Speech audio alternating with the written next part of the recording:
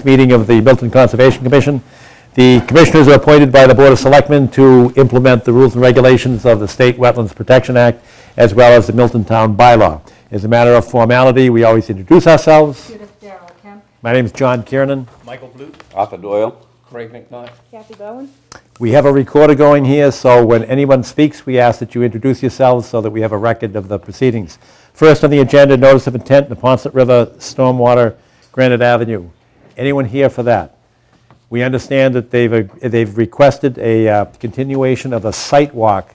This is at the entrance ramp in that vicinity, getting onto the expressway off of Granite Avenue. So that site walk will be scheduled in May, sometime after the May 14th meeting. They're putting some new stormwater treatment plan in place to take some of the surface runoff from the expressway, and rather than having dumped directly into the Neponset, they're going to try to clean it up before it's discharged. Second on the agenda is Pine Tree Brook Stream, NEPRA, Neponset River Valley. Anybody here from that? Sorry, guys. Kathy, do you know, are they looking for anything in particular? That's the dams, Unquity. Right. It's a sidewalk. It's a site walk. We're going to schedule in February, but we're unable to. Saturday. All right, that's Saturday site walk? Saturday. Do we have a time? We're going to have to be very careful about time. We've got a lot of places to go. And one of the issues that came up earlier tonight was whether or not we need another aspect for a public meeting here at Town Hall. So do you have a time or a schedule? I had a schedule that we would. Oh, what did I do with it? Yeah. I don't know. Do you have it? Oh, you have it. Yeah. The proposal was to start at Randolph and cycle up through Hillside and then down Unquity and onto Canton. So we're basically doing one straight path. All right. So the Pine Tree Brook would be number 2, and where would we meet on that one? At the dam on Unquity Road, where Unquity and Holland separate? Yes. Isn't Hillside number 2 and 3? Well, that's what we were discussing. You thought Hillside was better, but I think he's right. Unquity, by the rink will be an easier. Yeah, way but to then we're go. coming back to go to Hillside, then going the other way. Well, that's right. So if we start at Randolph and then go up to Hillside and then come down Unquity and then go on to Canton, then we're just going one direction. Okay. All right. Right? I mean, We'll end up having to do this at the end, and we'll probably try to put it on the website so that people can understand the order, because our site walks take place usually on Saturdays. We begin at 8 a.m., and this Saturday, the 18th, will begin the order of site inspections. We'll try to post that on the website. Yes. But in any event, the Pine Tree Brook Stream project will be one of them, and that will take place at the intersection of Highland Street and Unquity Road at some time in the morning, probably either between 8 and 9 o'clock. Next on the agenda, That'll be later, because later. we're doing Try to be Hillside, like that'll be 10 number 3 on our list, John, so more like probably so 10, Randolph, 10:30 or so. Hillside, Yeah. take a Yeah, look. take a while. All right. Thank you. Next on the agenda is notice of intent 1424 and 1426 Canton Avenue, Eustis Estates. Mr. Sheffield, good evening, sir. Would you identify yourself? Good evening, Mr. Chairman and members of the board. I'm Attorney Bob Sheffield. I am very pleased to represent Historic New England, who acquired the Eustis Estate, and we'll be turning that over as a museum. They currently manage 36 properties within the New England area. This will be their 37th property, and they are all open to the public and made very much a part of the local community. We are here tonight because we wish to create a new driveway entrance, which is near a wetland, and we also are going to be putting in a 6-inch water main for fire protection and for attachment to the house. On the driveway entrance, that also had to be approved by the planning board and by the tree warden Both of those approvals are in place, and we finally need the authorization from your committee, the Conservation Commission, to undertake that effort. I have with me tonight Ben Havoc, who is a conservation specialist for Historic New England, and Steve Garvey, principal of Semiotis Engineering. Steve will give the information to the board. Thank you very much, Bob. Steve, welcome.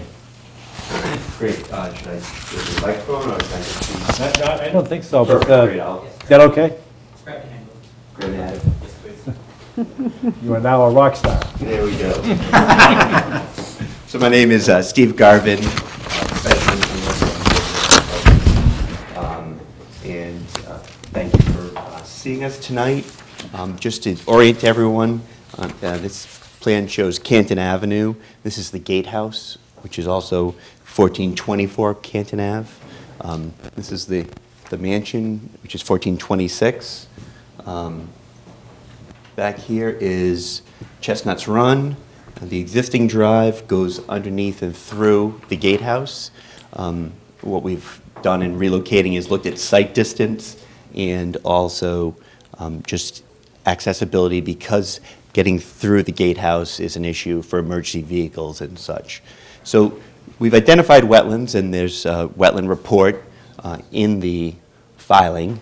And so there's wetlands on the 1452 property next door where there isn't any work being done.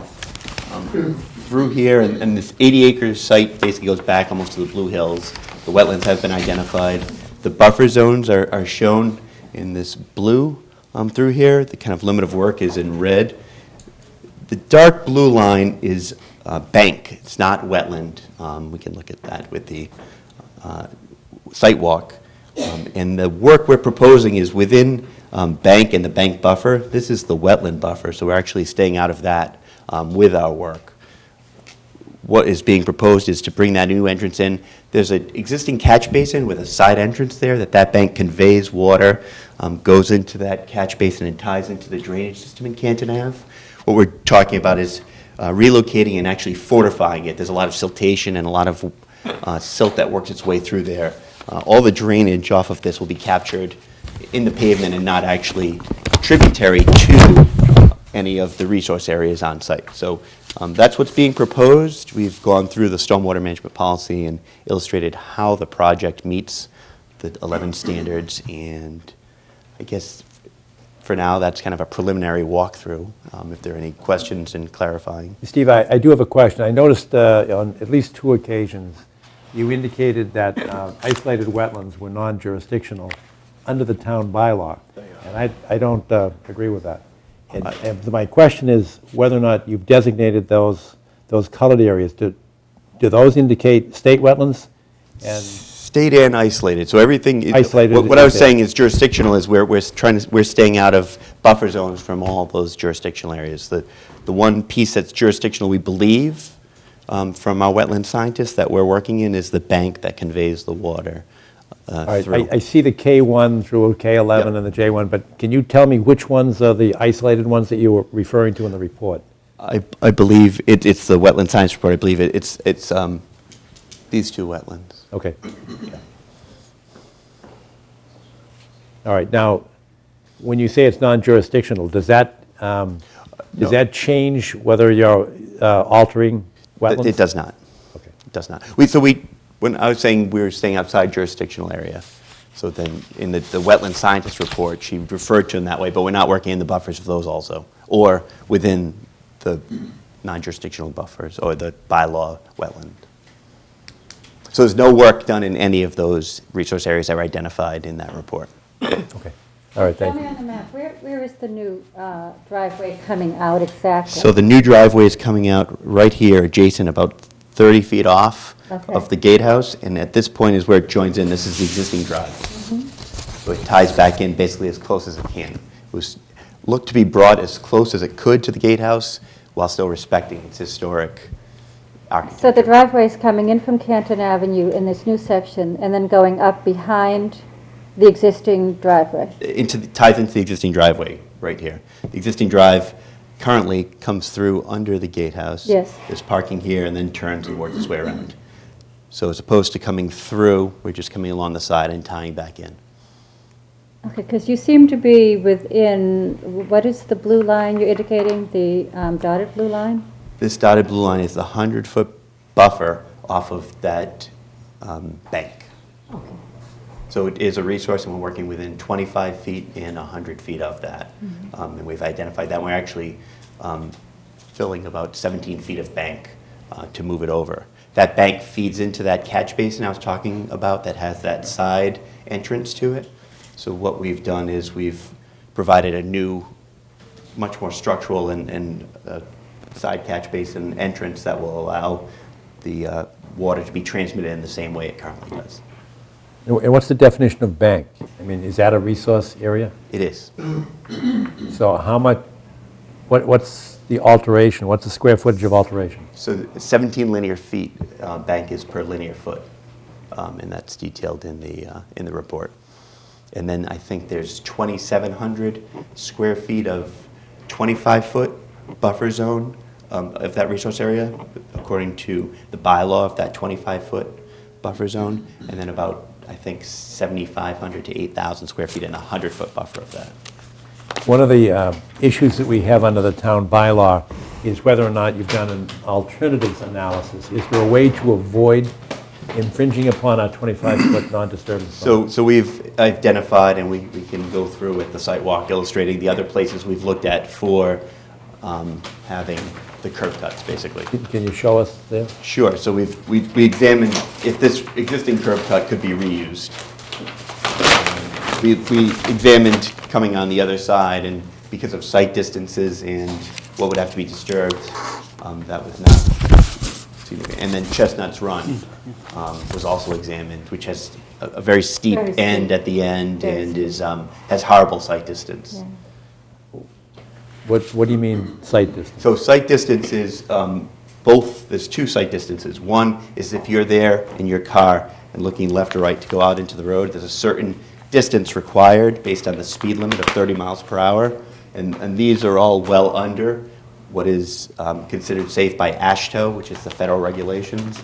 The other is if someone was coming out and cars working their way to and from, seeing a car pulling out, and those sites were also, especially Chestnut's Run, was well below what is recommended by AASHTO federally. Does the curb cut require a state permit? It does not. What it required, one of the required permits is the scenic road, because there's a stone wall through there, and that was approved by the planning board and the tree warden and the scenic road commission on last Thursday. Right. And what about trees? Are you removing trees to put this driveway in? There are, I think, 4. There are 3 trees that are in the area of the roadway that will be affected, and the tree warden gave approval for that. I think there's some wooded area that will be also affected to build the driveway itself that's on the property. All right, we'd probably want some kind of a, to the extent that it's jurisdictional, we would want a survey as to what we're losing, because that actually goes into our alternatives. I did understand what you said about the safety aspect. Yeah, absolutely. Yeah. So what size caliper we did survey down to, I think, a 4 or 6 inch caliper tree, if what would go in there? Is there a Under certain? the planning board rules, a tree is something that is 4 caliber or greater within the town of Milton. Good for the planning board. This is the Conservation Commission. First, Tree hugger's Bob, remember? So absolutely, we can identify if there are trees smaller than that, and I'm just curious if there's a certain size. You've done the survey over Absolutely. 4 inches and above? Yes. Okay, that's probably sufficient for us. Sure. I agree. Good move by the planning board. Yeah. And what kind of trees, do you know? I'm not the landscape architect, so I could tell you there are trees. We'd like to know that. We can definitely and have we'll that. try to either replicate them or do some better, Absolutely. basically. Could I- you, I'm sorry, go No, ahead. no, you go. Can you explain further the alternatives analysis to the entrance to the north? You kind of made a couple statements about difficulty, but you really didn't explain what was intended. Because when I look at the drawing, it's not obvious to me that that's not functional or not a reasonable alternative. Actually, Michael, I can even address that. Sure. You know, that's, when you look at the Suffolk Resolves house, it's on the Sure. right-hand Yep. side.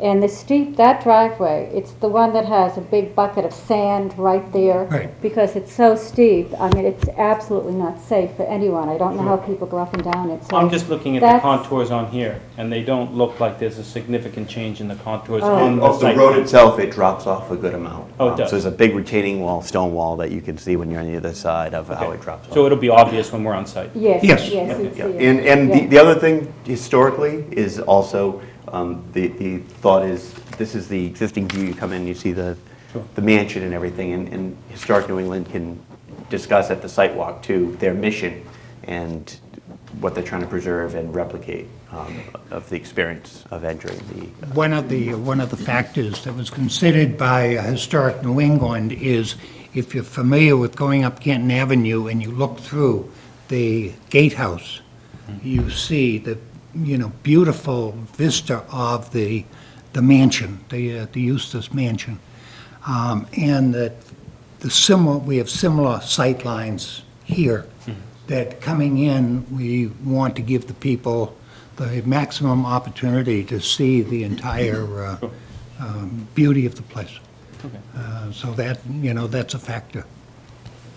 To the extent, and I know you're measuring bank in linear feet, but are the trees that you're removing coming from a resource area? No, they're outside. The bank is really a well-defined bank. It's really a drainage ditch of allowing the outlet of what's running down the hill, and some overflow from the wetland works its way through there. It does not run year-round. It only runs. Right now would be a great time to see it running, I think, with the snow melt and everything else. Our wetland scientists will be there also to discuss the performance standards, and I think that's one of the keys, obviously. We need to illustrate to the commission that we would be meeting performance standards and what we're doing from that perspective. Is there a replanting plan? Yes. There is throughout the campus, as far as in that immediate area. I think one of the things we're concerned with is obviously some of the sight lines, but there is a planting plan from. Now you lost me on sightlines, because I thought you were talking about a safety factor when you're exiting or entering off of Canton Avenue. So the sight lines are taken from a distance 13 feet back from the distance, from the intersection of where it joins where the curb comes in, and that's what, we all know you creep up and are actually closer to where you look, but when you have to define them, it's a 13-foot back distance, so that's why we're looking to keep that area clear.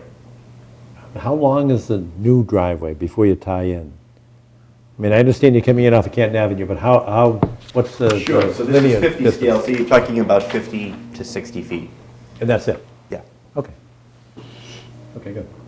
So you said 13 feet is the modification to the existing? 13 feet is where you have to take that No, measurement. I'm talking about the modification of the bank. Bank is about 17. About 17 feet. Yeah. But as I look at the drawing, it's not apparent that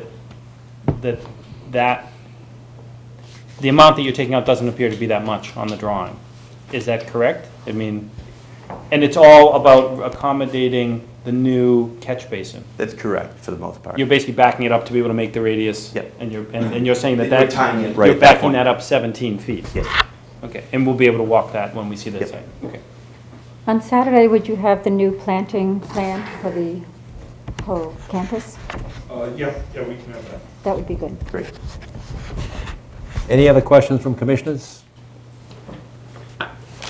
I can remember, some of us are old enough to remember, there was supposed to be a tree donated to the Conservation Commission, By whom? Barton. Different estate. This is a different estate. This is a different estate. Yeah. This is the Eustace estate, and then next to that is the Quinn estate, former Attorney General, and then next to that is Bartow. All right. We'll get your tree. We'll find the tree. Find me a tree. She's in the nursing home. You better speak to her quickly. All right. The tree? Any abutters that would like to ask a question, make a comment? Members of the public that would like to make a statement? Yes, come forward and introduce yourselves, please. Mr. Jeffries, welcome.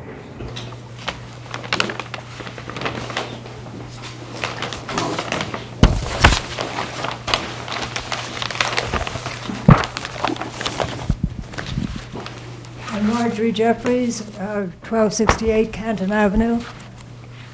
And my question is, maybe I need new glasses or sunglasses, but would you show me exactly where the new driveway folds into the old driveway?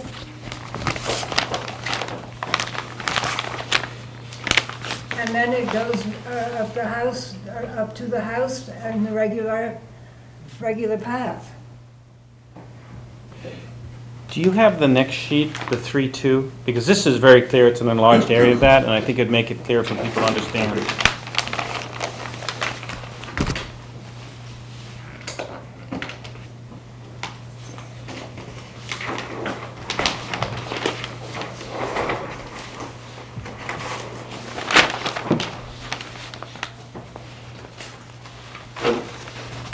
My Are you able to see microphone- that, Mrs. Jeffries? Can you see that? So this line that I'm kind of throwing through here is the existing driveway, and it's trying to do it as quickly as possible to basically replicate exactly whatever you want. So where do you think you're going to put the parking lot? Because there has to be a parking lot for all these accommodations. Well, there's parking for the Historic New England. This will be an office for them, and that's what's being proposed at this point. And then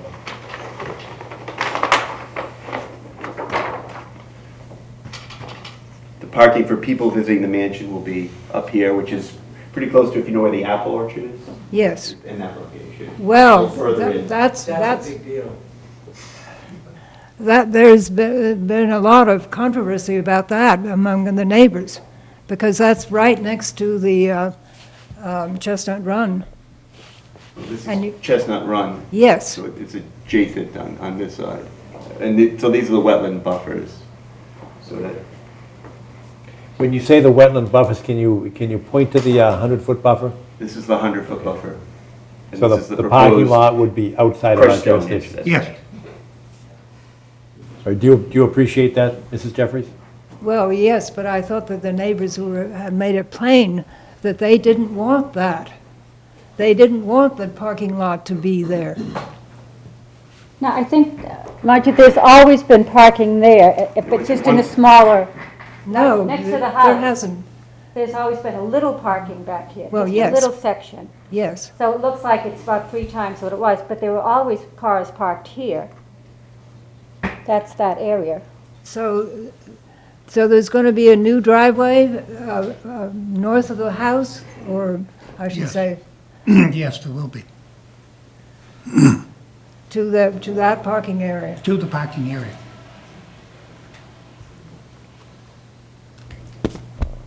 One thing I noticed, though, if you're going to do an extra parking, there certainly needs to be trees around there, so you're not parking in direct sun. I assume the planting plan will show And the that. planting plan illustrates that, yes. Okay.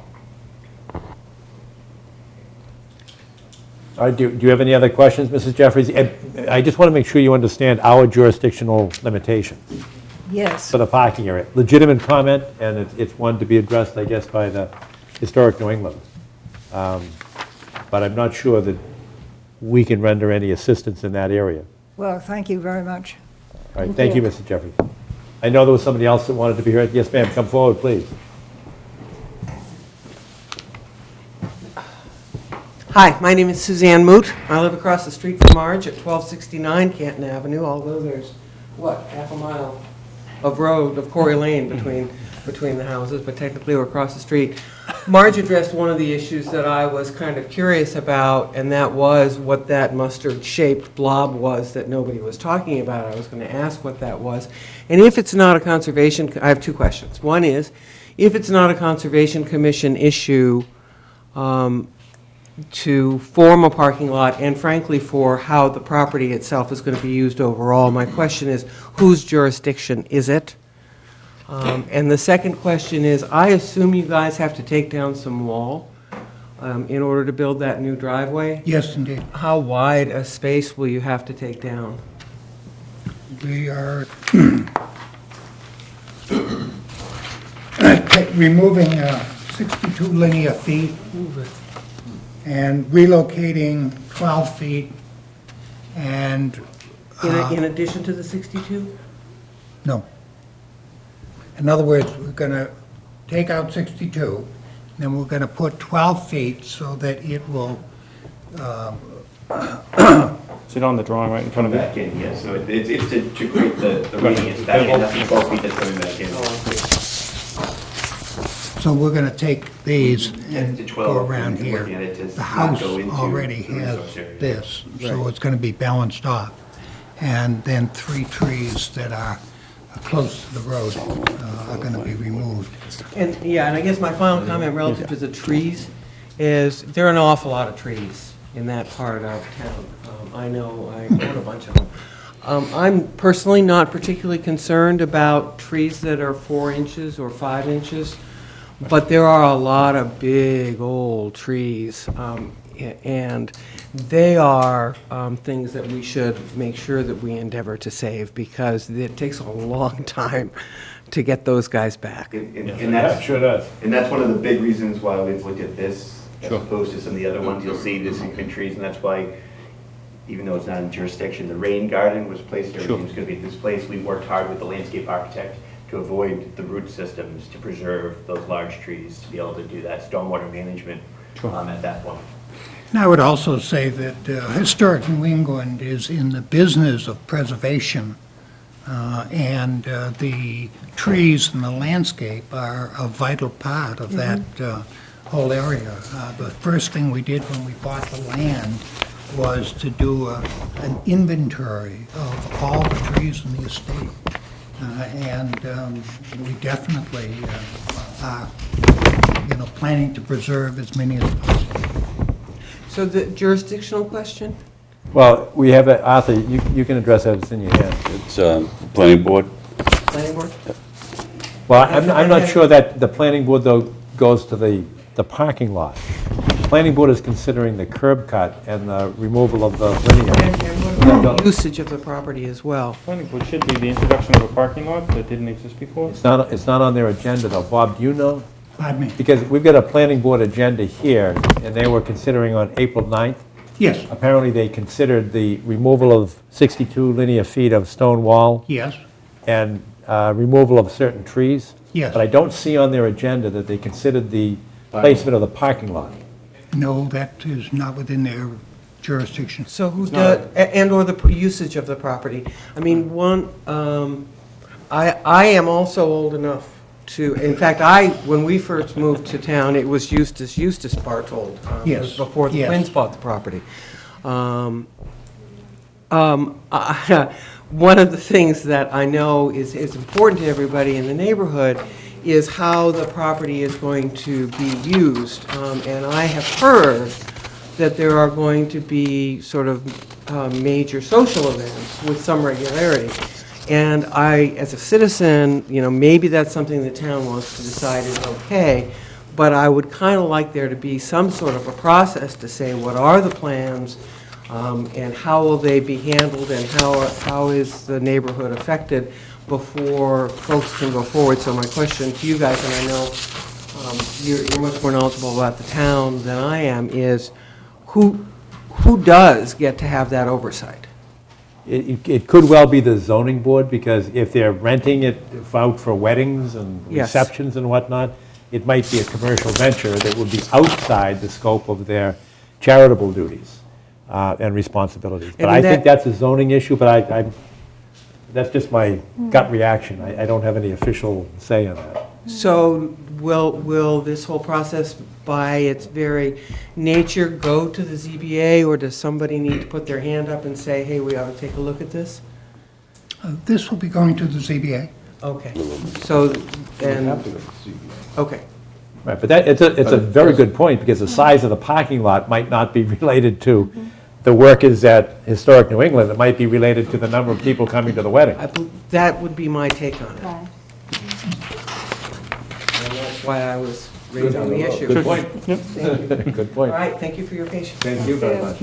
Any other speakers? Come forward, sir. Thank you. My name is John Seidman. I live at 1350 Canton Avenue. I'm in a butter. We live right behind the Suffolk Resolve House. You can sort of see it in the top left-hand corner. Yeah. We live in the top left-hand corner. I have a question about, maybe I misheard. Did you say you're going to put in a 6-inch water pipe? Yes. Could you show us where that's going to go? Here, and actually it's winding around just there, the root zone of the sugar maple that's right there, and work its way up. The water line is this blue line. Is it going to lose any trees? No, not for the water line.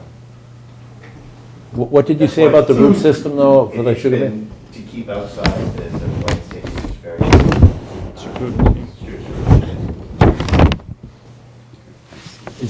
Are you comfortable? Okay, good. Thank you. Any other thoughts or comments? You always have a thought or comment, sir. Mr. Chairman, good evening, members, good evening. I'm James Mullen Jr. I live right here at the corner of Canton Avenue and Dollar Lane. I looked up to see when my father built the house down the street where I grew up at 1355 Canton Avenue in 1952. And I lived at 1355, 1365, and for the past 34 years, I've been at 1475 Canton Avenue. I don't need that. I've been at 1475 Canton Avenue for 34 years. You're on TV. You're on television. I don't care. No one likes change any less than I do. But we're talking about an 80-acre parcel, Mr. Chairman. We can't get along on 80 acres, we're in trouble. I'm here to support this application and to welcome these new neighbors to our neighborhood. I've been a resident there, as I say, across the street since 1952. So I support their application fully. And that's why I'm here. I'm 1/10 of a mile from the entrance. Thank you very much. Thank you very much, Mr. Mullen. Now, maybe I'm missing it, but I'm not seeing any plan that shows exactly where the driveway ties into the existing driveway. Am I missing that on the, because normally I would. 3-2.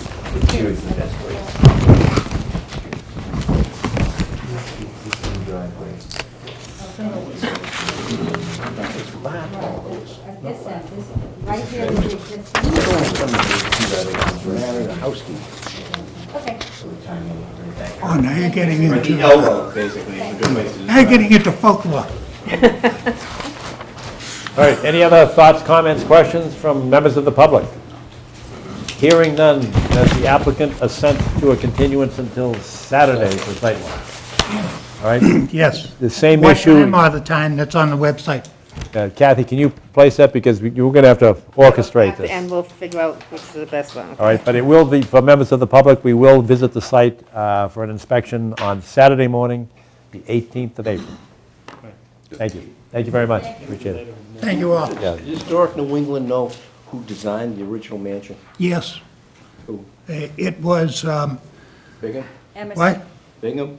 No, no. Wasn't it Emerson? It was Emerson. Emerson, not Ralph Waldo, but I think it was his cousin or something. But it is designed by Emerson. All right, thanks, Bob. Next on the agenda is 38 Wendell Park.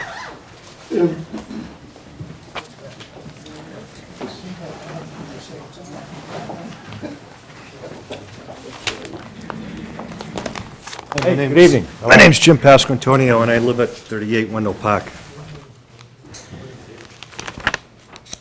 Welcome, sir.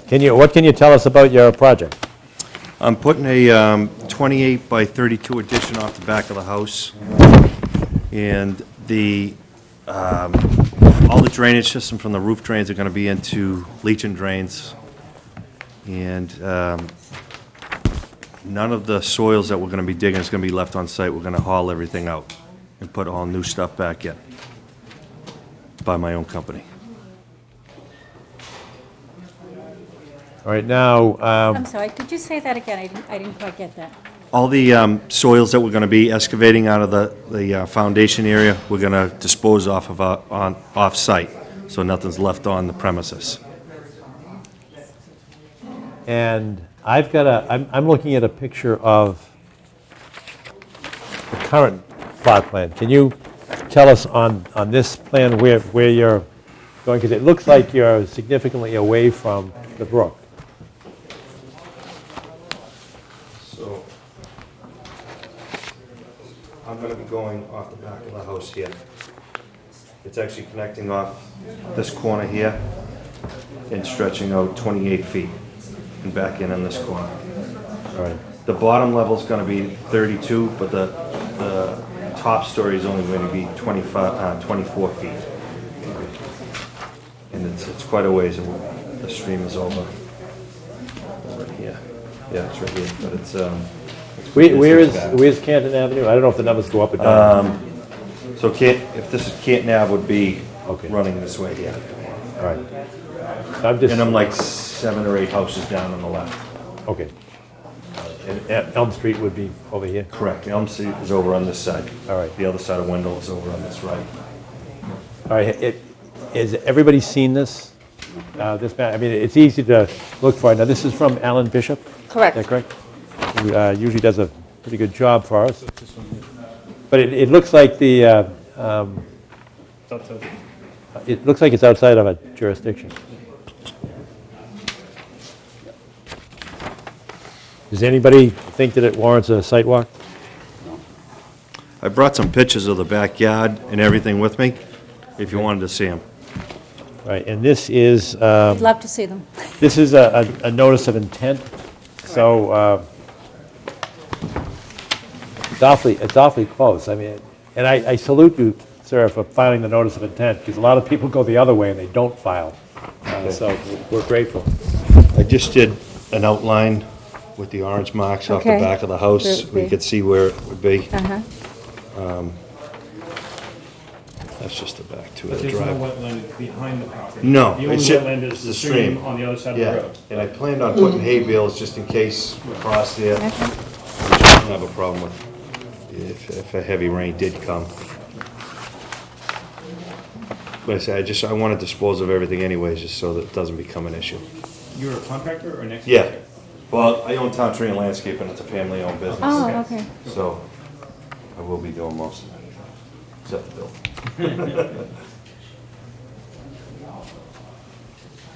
The fact that it's on the other side of the Yeah, road. doesn't look right. Doesn't look like I anything. think it's 90 feet. It's 90 feet to the front of the house, right.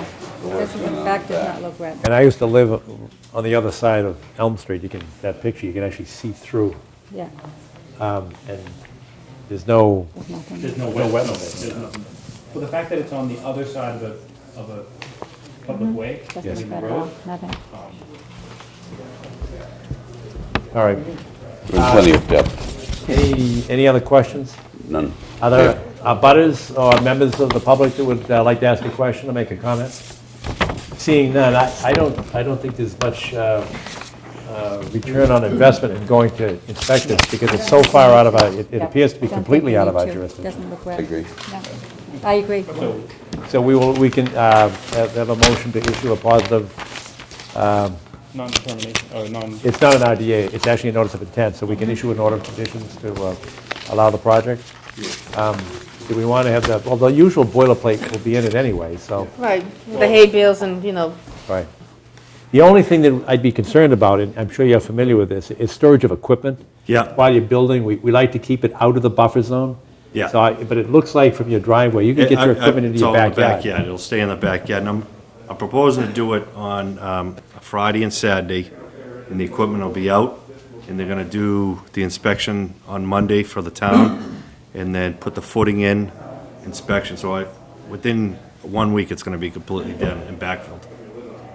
Walkout basement. Yeah. Great. Yep. Good luck.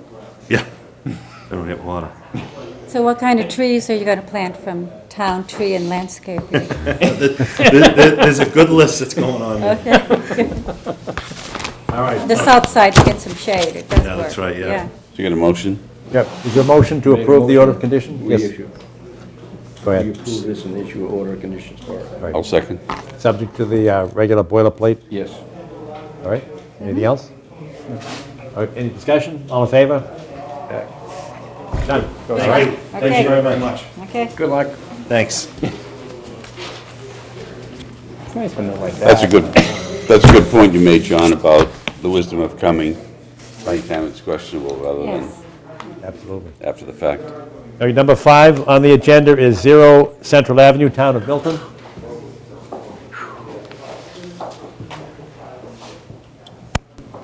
Good evening and welcome. Good evening. Could you identify yourself for our record, please? Katie Conlon, Chairman of the Board of Selectmen. Anne Marie Fagan, Town Administrator. Welcome, welcome. Good evening, Mr. Chairman and members of the Commission. As the Commission knows, the Town Administrator and I, on behalf of the Board of Selectmen, have been engaged in extensive discussions with the principals of Carrick Realty Trust, which is the owner of the property at 131 Elliott Street, the other portion of the Henry's Building, about developing a mixed-use residential and commercial project at the site. We're pleased to report to you tonight that we in Carrick Realty Trust have had productive discussions, and our good faith belief is that we're close to an agreement relating to the transfer of the property to the Carrick Realty Trust. So we're requesting a continuance of our application until your next meeting. Our next May meeting, or you're talking about our next public meeting, which is actually Saturday, the 18th of April? Can we continue until Saturday? Of course. And we may need a further continuance until May, but if we could continue until Saturday, I think that would be helpful. That'd be good. And just so that we can, I think it's more convenient to schedule it here, Sure. because otherwise we'd be on the sidewalk somewhere, and it would be easier for the public, if they wanted to participate, to know where to go. The timing will be difficult, so we'll have to get this up on the website, because we've got quite a list of places to see on Saturday. This will be the end. This will be the end, so we can complete here, so it's probably going to be Noontime. noontime.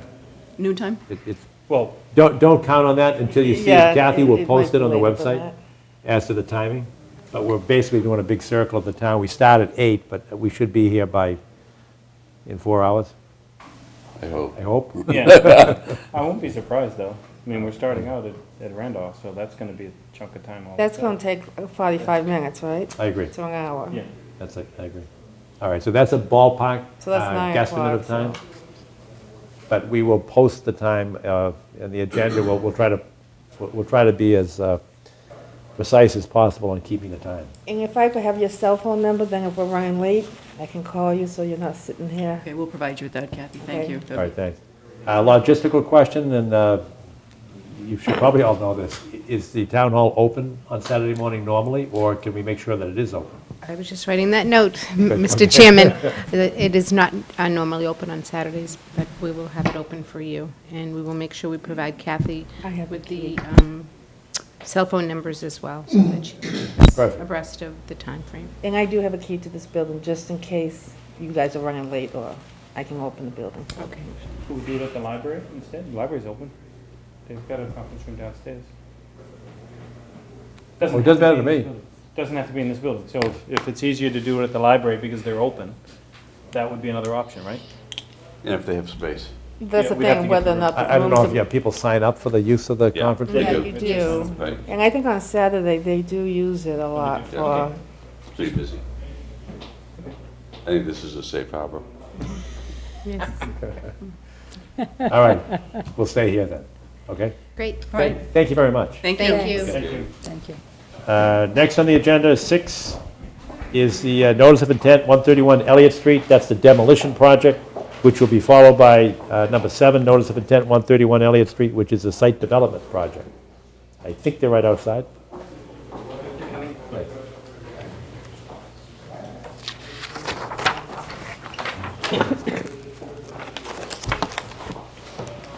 you want this back, please?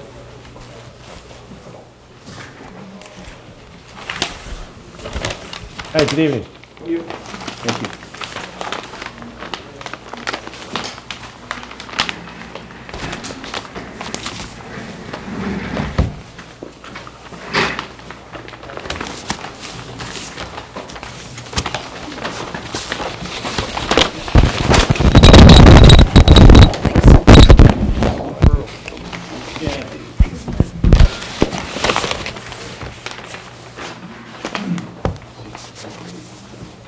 All right, welcome all. Could you identify yourselves, please, for the record?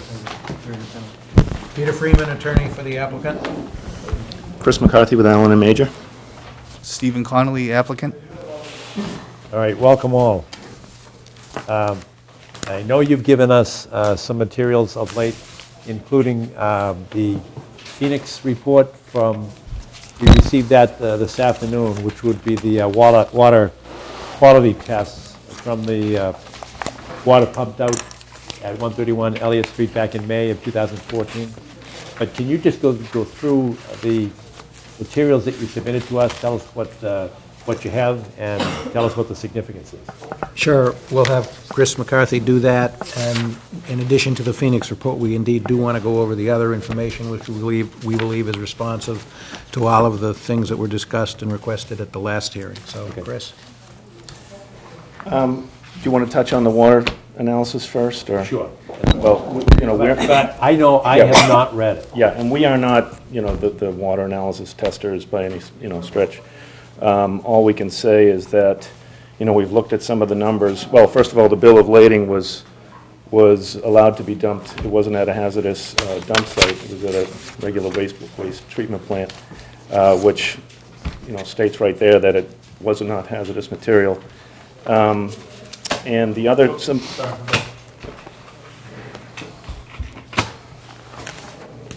Okay. Chris, can I ask you about hazardous material?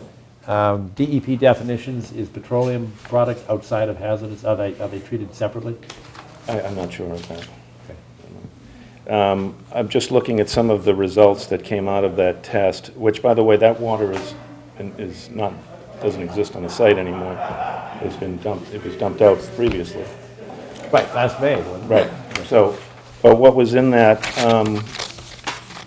if it was not applicable or not detectable, the levels of some of the findings were still. We went on to the National Primary Drinking Water Regulations, and the levels fall below what is allowable for drinking water. Not that you'd want to drink this stuff, but on that first page, some of the key elements that were over the required limits still fell beyond the National Drinking Water Regulations. That's as much as I can really speak to on the water quality that was taken out of the basement. Did Phoenix do a summary of the results? Not in this report. They did not. You know, we just have a tabular. Yeah, and that's all. That's all they supplied. There was no letter saying, you know. The results of the. Steve, correct me. I think it was a verbal that everything was okay, other than the facility that they had to report the test to was able to take the fluid.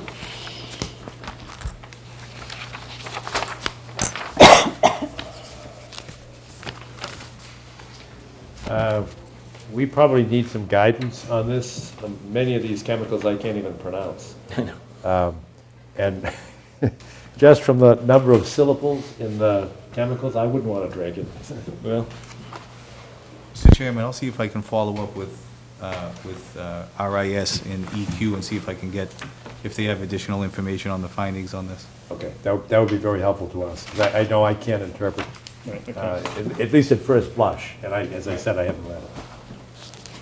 All right, well, thank you for getting that to us. Okay. The other information we provided on the 2nd of April were answers to the 5 or so questions that you had wanted clarification of at the last hearing. I don't know if you've all had a chance to go through our responses. If you have any questions on those, we can go through them, or... Can you just go through them? This is a public hearing, and it's actually being televised, so I think it would be important if you can just give us sort of bullet form information. Yeah, the board had requested further information on the temporary filter dam that we were going to install as part of the demo to control any runoff from the site. So we provided construction details on that, as well as they requested photos of examples. So we've included those.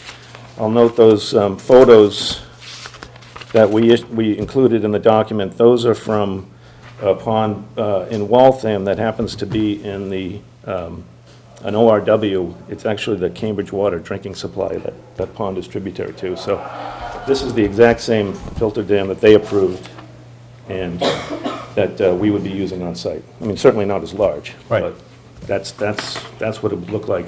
One of them, for an added measure, we put a row of hay bales on top of the dam in case there was, overspill on that. It was just one more line of protection. So we provided What about the capacity? I saw that it was like 2,800 feet, but you only expected 600 feet? I'm sorry? There was a reference in the report here, I thought, that it was sized for 28 or 2,900 cubic feet? 21,000 is 21,000. the storage of the Gallons. Gallons. Right. 21,000 gallons. Gallons, right. And they're talking about 600. Well, 600 we're jumping now. The 600 gallons comes from the amount of water that we think that the misters are going to do for the dust control. Right. That's with the 500 to 600 gallons, and that's Right, no, I understood that, and I'm just trying to figure out how you got to the 21,000 gallon capacity. I don't know what that the was based on storm... the watershed model that Phil Cordero couldn't be with us today. So he determined, based on rain flows and the surface area, that in a 1.5-inch rain, that's what that basin can accommodate, assuming it's dry at the time that the rain starts. What does a 1.5-inch rainstorm event represent in terms of a standard storm? To me, 1.5 inches sounds like a lot of, that's a significant storm. It's between a 2 and a 5. Again, I'm not an engineer. 2 and a 5 year kind of I storm. believe I can get a clarification. But it sounds like, to me, 1.5 inches sounds like a lot. That's I mean, a lot. That's a significant It's a event. good storm, yeah. Right. And, like we've said, as we go through the process and we do the constant monitoring, if we have 1.5 inches rain, we're going to be out there making sure that everything's working fine. And, even if there was a SWIP on this, we'd have to go with a 1/2-inch rainfall to check it out. So we'll be out there on a weekly basis or bi-weekly or whatever it's going to be. So like I said, one of the questions, question 2, was the quantity of water during the demolition. We reached out to the demo contractor, RIS, and they estimated a typical job like this would be 500 gallons for the duration of the demo, not just in a day or a week. And if it was hotter months, it would be more like 600 gallons, but certainly not more than that. So we know that the basin can handle that if it was a dry period. That's including the crushing? Crushing, yeah, well, that's just for the dust control, the 600 gallons. Again, we're only taking it down to slab. So we're not crushing up the floor and all that. It's superstructure only. That's right. Is the existing structure concrete? Is it steel, concrete, or do you know? A mix of material. It's a mix. Yes. But there is some concrete in that needs to be crushed. Okay. Craig, was your question designed to differentiate between the water that's sprayed onto the building itself when it's being torn down, as opposed to the water being sprayed upon the crusher? Right. And would this figure of 500 to 600 gallons of water during the demo phase include both? I believe that's how they quantified it. That's the answer they gave us. We put that out to them just as you were asking, so. We talked, 3 was about the storage of the basin. The water quality expected. I appreciate the fact that, I know what you just said, we all do because we're reading it, but members of the public don't know what you just referred to. So question number 3 was to provide the volume of available water storage within the temporary basin. Right, and the answer to that is 21,000 gallons before it would overtop, but at that point, it would go to the 2nd, 3rd, and 4th measure of erosion control, the hay bales, the silt fence, the silt sacks, and the filter dam. So. Okay, Filter but dam. that's how the water is cleaned as it overtops, but where does it go? Well, ultimately, it ends up in the system, into the silt sacks, into the catch basins. Into the catch basin? Right. All right, and the catch basins take the water where? To the deposit. Is that a direct dump? Well, it goes down Central Avenue, bangs are right under the tracks, and goes into Pine Tree Brook, and then a short little turn right into Neponset. The outlet is under the tracks All right, and the catch basins that are receiving the water, do they have any kind of device? Hoods. Hood? That was a question that you had on coming up further in 6. Number 6. Okay. The one at the corner of Elliott and the one on the corner of Central that these would go to, both have hoods. They were part of the new construction of the intersection back in 08 or whatever that was. Okay. Yep. All right, keep going if you would, and I don't mean to slow you down. No. The board had asked about the reasonable quality of the water that would get through to the filter dam and through the various methods of erosion control. It's hard to quantify, reasonable quality, but the Mass Stormwater Regulations refer to total suspended solids, or TSS removal. And the threshold of post-construction will be 80%. The demolition of the building is not disturbing any site work. Like I said, we're getting down to slab. And the size of the sediments that would be going through would be controlled by the smaller stone, the Marafi, and the hay bales and the silt sacks, the silt fence. We know from prior subsurface exploration that down about 2 feet is coarse and medium sand. So the particle size on that is like 1/4 to 1/2 millimeter, which the Marafi fabric would handle. So we know that, what's going to come out of that isn't really going to be silt-laden water. Now, it's not going to look clean. I mean, it's not going to look like drinking water, but it'll be cloudy. But that's acceptable. Stormwater standard. It's acceptable. Is there any higher capacity filtration? Because we are dumping right into Pine Tree Brook. Well, again, we're using 4 lines of defense on this thing, and again, The hay bales doesn't take out much. but it's the smaller stone, the 1.5-inch stone, which is going to stop the larger pieces. The Marafi's going to stop the smaller pieces.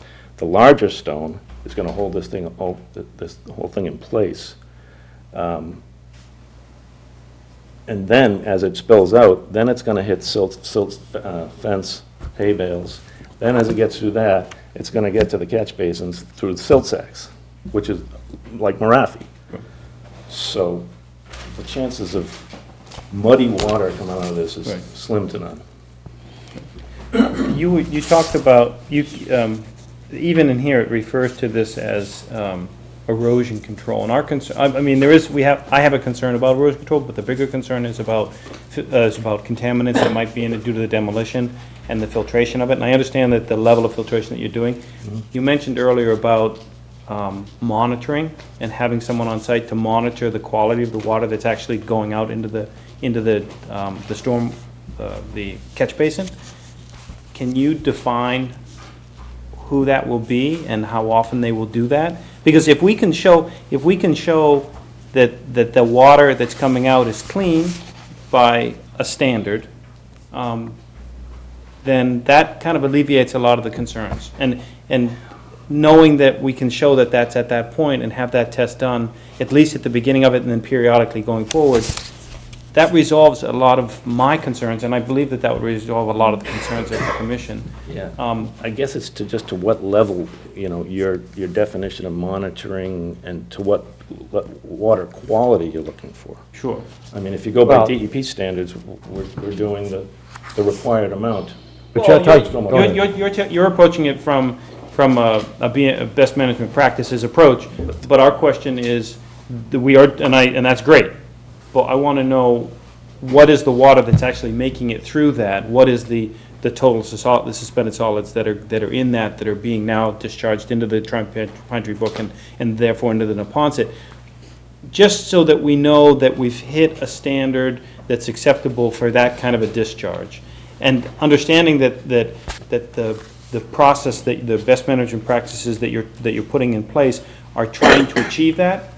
We were asking for some level of monitoring that will show that we are achieving that. That it's not a theoretical approach, but it's actually something that we can say, someone qualified to do testing of the water can, at the beginning of the process, when it gets going, we'll do it, and then periodically, if we show that it's good, we'll do it periodically going forward during the demolition. And once again, my concern is not so much the erosion, I mean, that is a concern, but the bigger concern is that we're not getting contaminants that are going to get through and cause us problems with the Pine Tree Brook, or bigger for me is the Neponset, because it's feeding down into the estuary. Yeah, I mean, that would only get done by a water analysis company like that. We couldn't quantify that on our own. Don't we have two issues here? Yeah, One, we the do. Immediate construction, demolition or whatever. Sure. And an overall, this is gonna be here forever. What's going to be here forever? The water in this project's gonna be here forever. So, I mean, so they're talking about putting in Marafi fabric and whatever.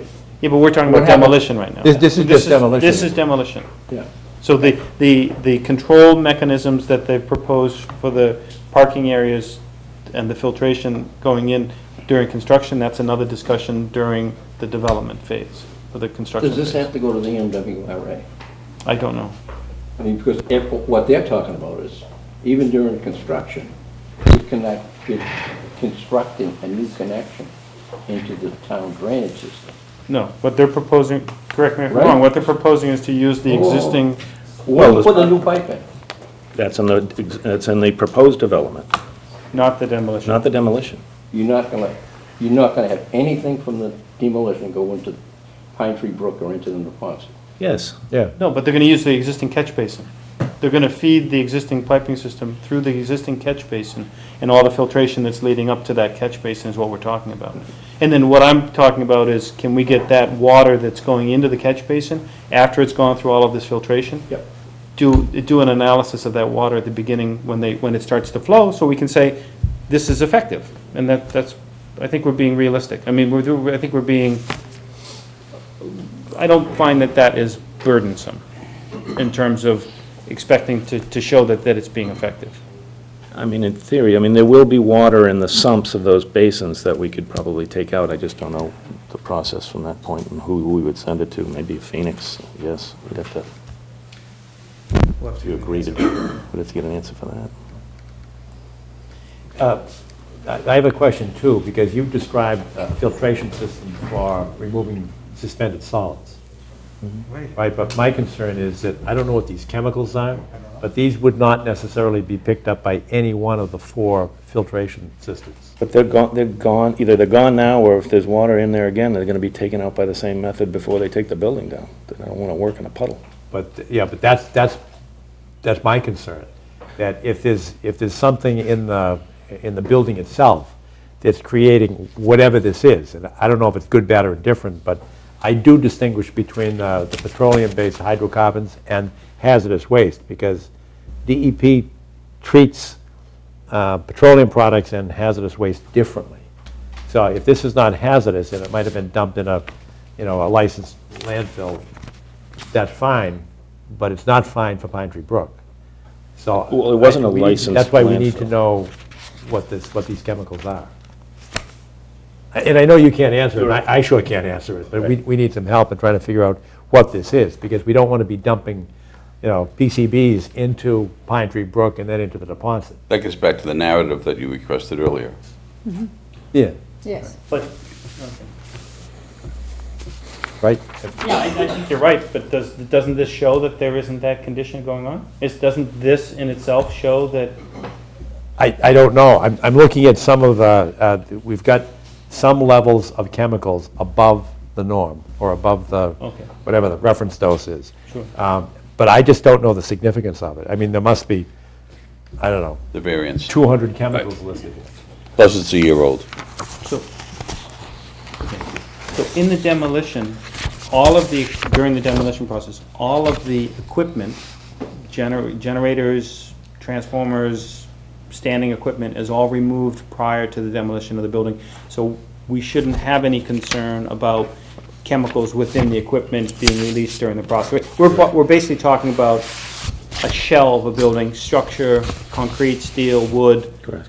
We're not talking about electrical lighting fixtures, we're not talking about transformers, we're not talking about anything like that. Right, that all gets taken out or has been taken out. They've already been gutted, so Yeah. we're down to a dirty structure, but That's still right. a structure. Yeah. Yeah, okay. Okay.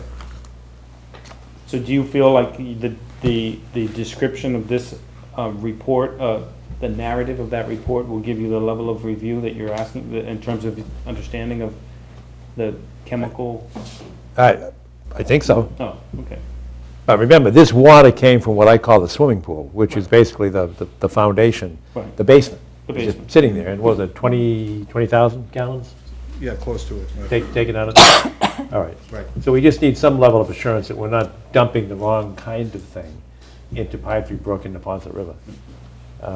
But I think that's pretty straightforward and pretty easy to do.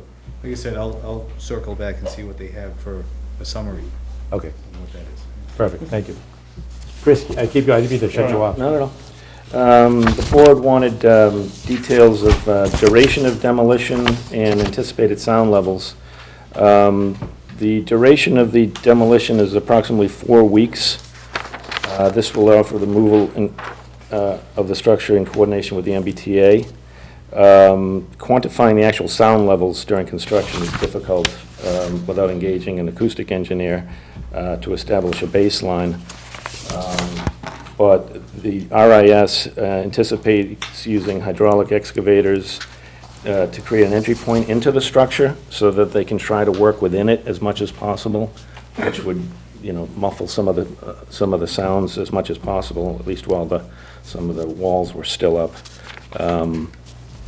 But we can't guarantee, no noise during this. Obviously, there's going to be noise. But we can assert that all work will be performed to standards, including adequate protection for the laborers and operators.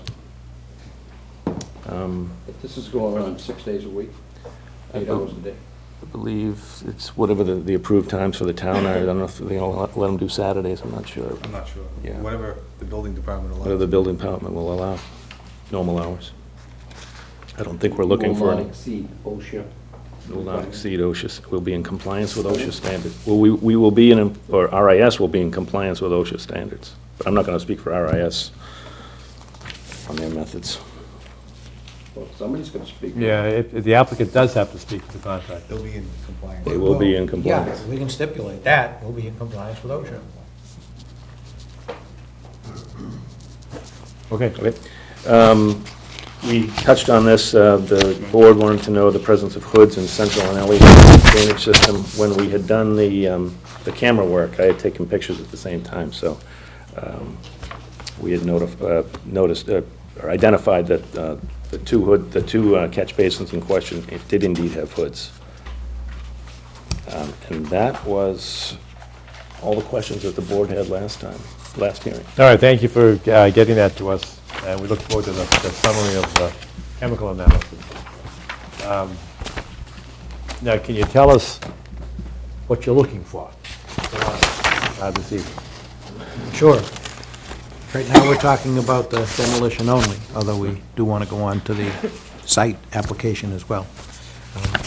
Other than the question on Phoenix and getting back to you on that, we do believe that we've submitted everything that you requested in the course of at least 2 and now 3 substantive hearings. So we do believe that we're at the point where we are entitled to, and it's appropriate, and you can issue an order of conditions and do your duty and your concerns in terms of all of the guidelines and BMP and regulations.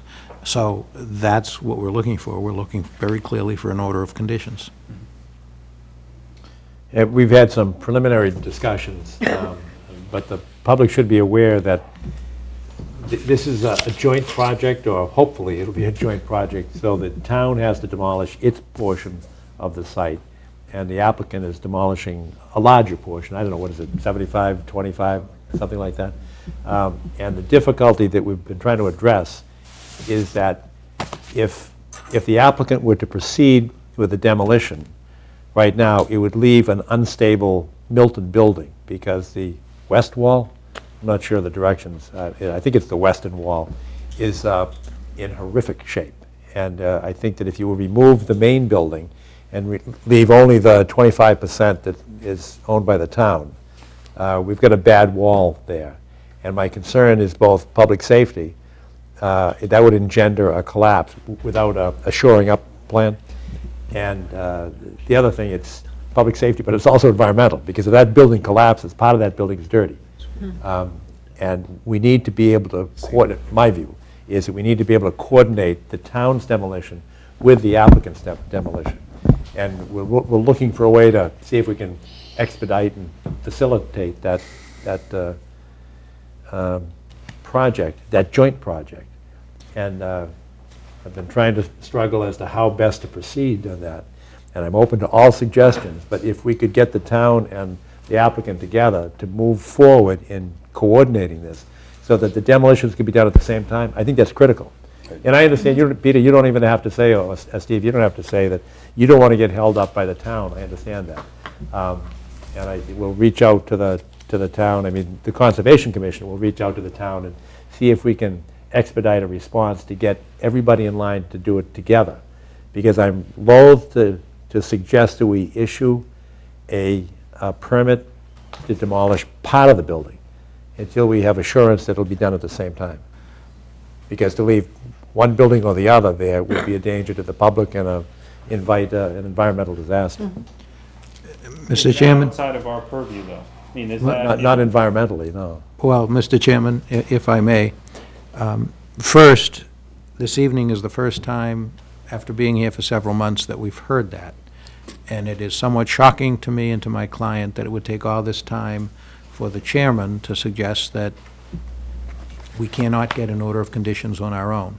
I do disagree with that. In fact, the question that the gentleman just asked is my position, that I don't think you have the power to link us to something off-site. What you state in the hypothetical as a potential problem if we went ahead and just knocked down our portion without the town, it just can't happen. There are so many constraints on both the liability and the permitting that's required outside of the order of conditions that we believe we're entitled to. No contractor in their right mind, never mind my client, would go ahead and tear down the portion of the building knowing that it's going to lead to the collapse of the adjoining attached structure. It just ain't going to happen. I think it's just simply an unfair, unrealistic concern. Well, wouldn't we need a shoring plan? You don't need a shoring plan. That's with the jurisdiction of the building department. Oh, no, that's clearly within our jurisdiction. If a dirty building is sure to collapse when the support structure is removed, and we know that's a dirty building, that's an environmental disaster. And we're within, what, 70 feet of the Neponset River. That's environmental. I'm not suggesting that we have the duties and responsibilities or authority of the building department, but it makes common sense to suggest that if you take away one building and you've got a weakened wall, which everybody agrees, all the engineers have said that's a bad wall, and that's going to cause, or certainly could cause, the Milton building to collapse. It's a dirty building, it's next to the river, we don't want that to happen. But I do understand the linkage argument, and you make a reasonable point. And what I suggest is that you're going to get us additional information which we need on the chemical analysis.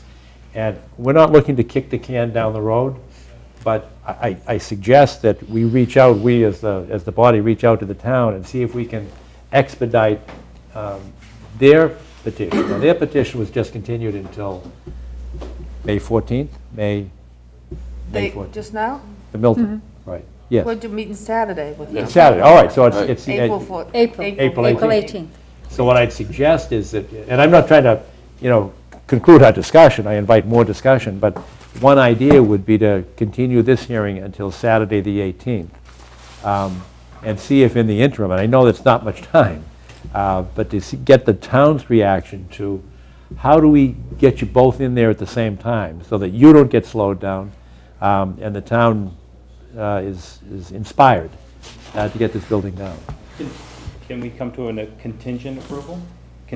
I mean, you're generally in agreement that both buildings want to be taken down at the same time, right? Yes. Okay, so if they're generally in agreement with that, and we believe that the town is also in agreement with that, can we provide a order of conditions contingent upon both the buildings coming down, which means that you're not looking for a shoring plan. We're not asking them to do something that they have no intention of ever applying.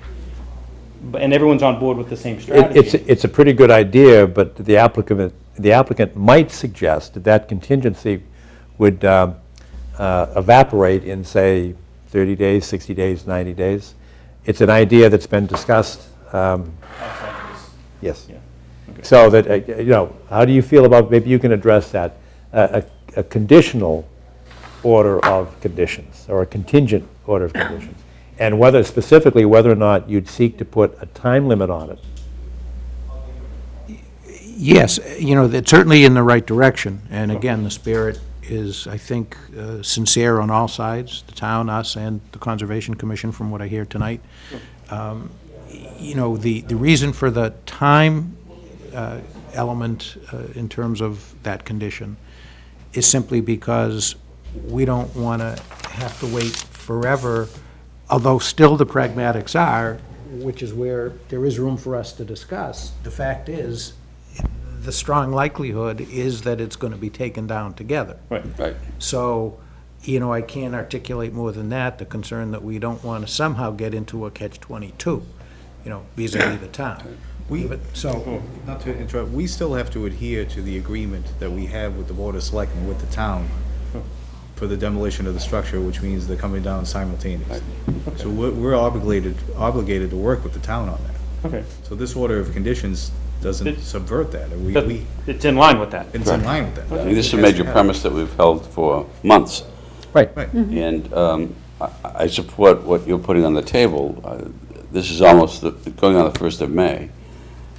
The summer's going to fly, and we don't want to be around with continuance after continuance after continuance after we have been for a long time and have winter on us again.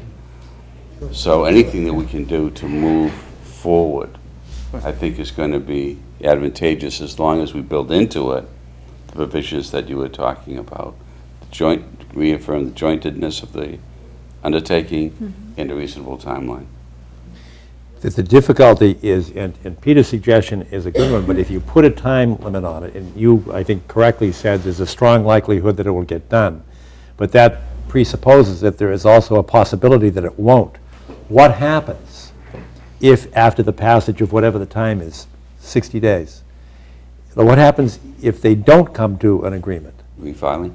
What's that?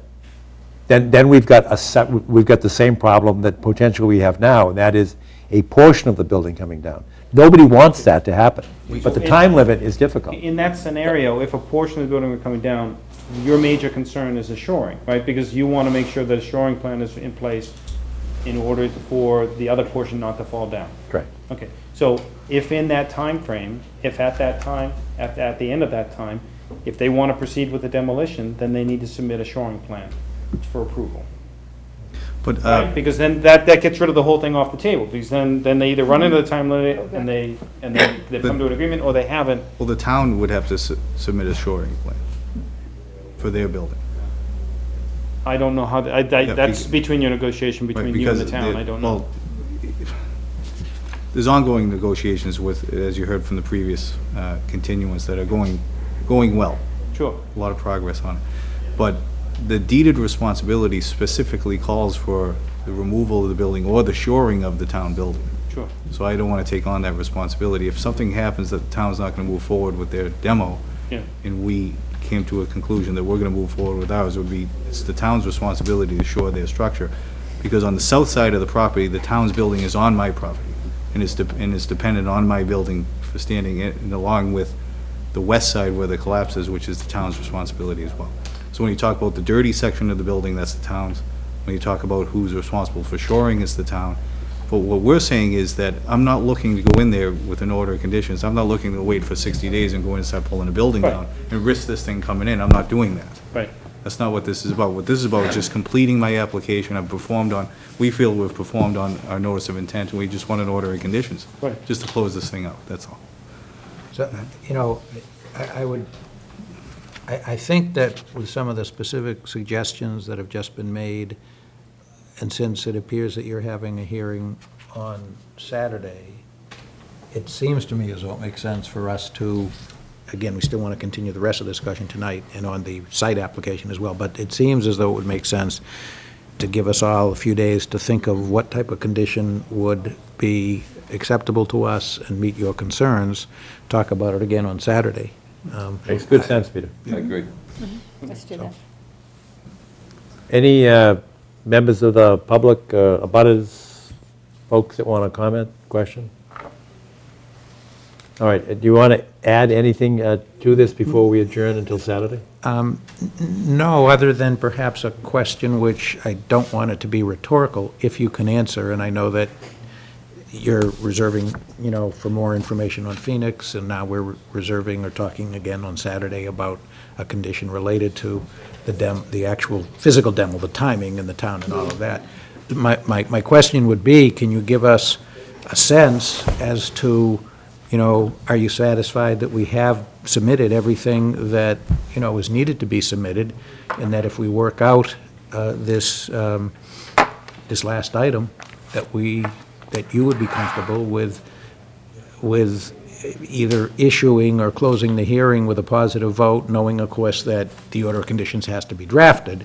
It probably doesn't matter if the hearing's closed or not, because we'd want an opportunity to comment on the actual draft order of conditions.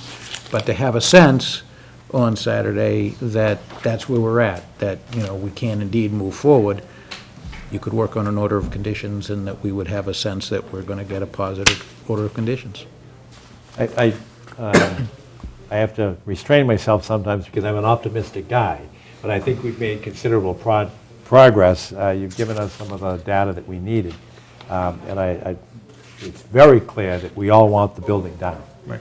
That makes sense for everybody. So I think we're moving in the right direction. So I hesitate to say it depends, but if the Phoenix report comes back and said, oh my word, we've only got 10 minutes to live because this is horribly poisonous stuff, that's going to change things. I don't expect that. I understood. No, I certainly understand about that, and I appreciate that response. That's what I was hoping for, and I'd like to touch on that report. I'm gonna, like I said, I'd circle back and request to see if they have a summary on it. I do know that the bill of lading for the wastewater, like I said, it was a standard facility. It wasn't a hazardous facility. The location where the water was pumped from is where in the lower machine room where the oil spill was. And the test for heating oil or motor oil came back negative for the sample, which I think is a good sign moving forward. If I can't get one by Saturday, I'll get one I'll get it as soon as I can and get it into you, but for the purposes of an order of conditions, even whether this water gets pumped and then filtered through the system, which if the water is okay, that would be the idea. And if not, if there were a problem with it that you felt like it didn't meet the standard to go into Pine Tree Brook, I'd have to tank it out before we hit the building like we did last time. I think there's a way of doing that without, just in case I don't get this. I agree with what you're saying. Okay. But it would be a condition on the order of conditions. Yes, exactly. That, right. And I think Mike already brought that up, that you're going to have to give us some testing, some assurance through testing. Sure. And regular monitoring that what's Yes. coming off the site is not a problem, right. injurious to the Okay. environment. Yeah. Great. The other thing that we had talked about before was testing of the existing wells around the tank. And we haven't touched on that today, and that hasn't been done yet.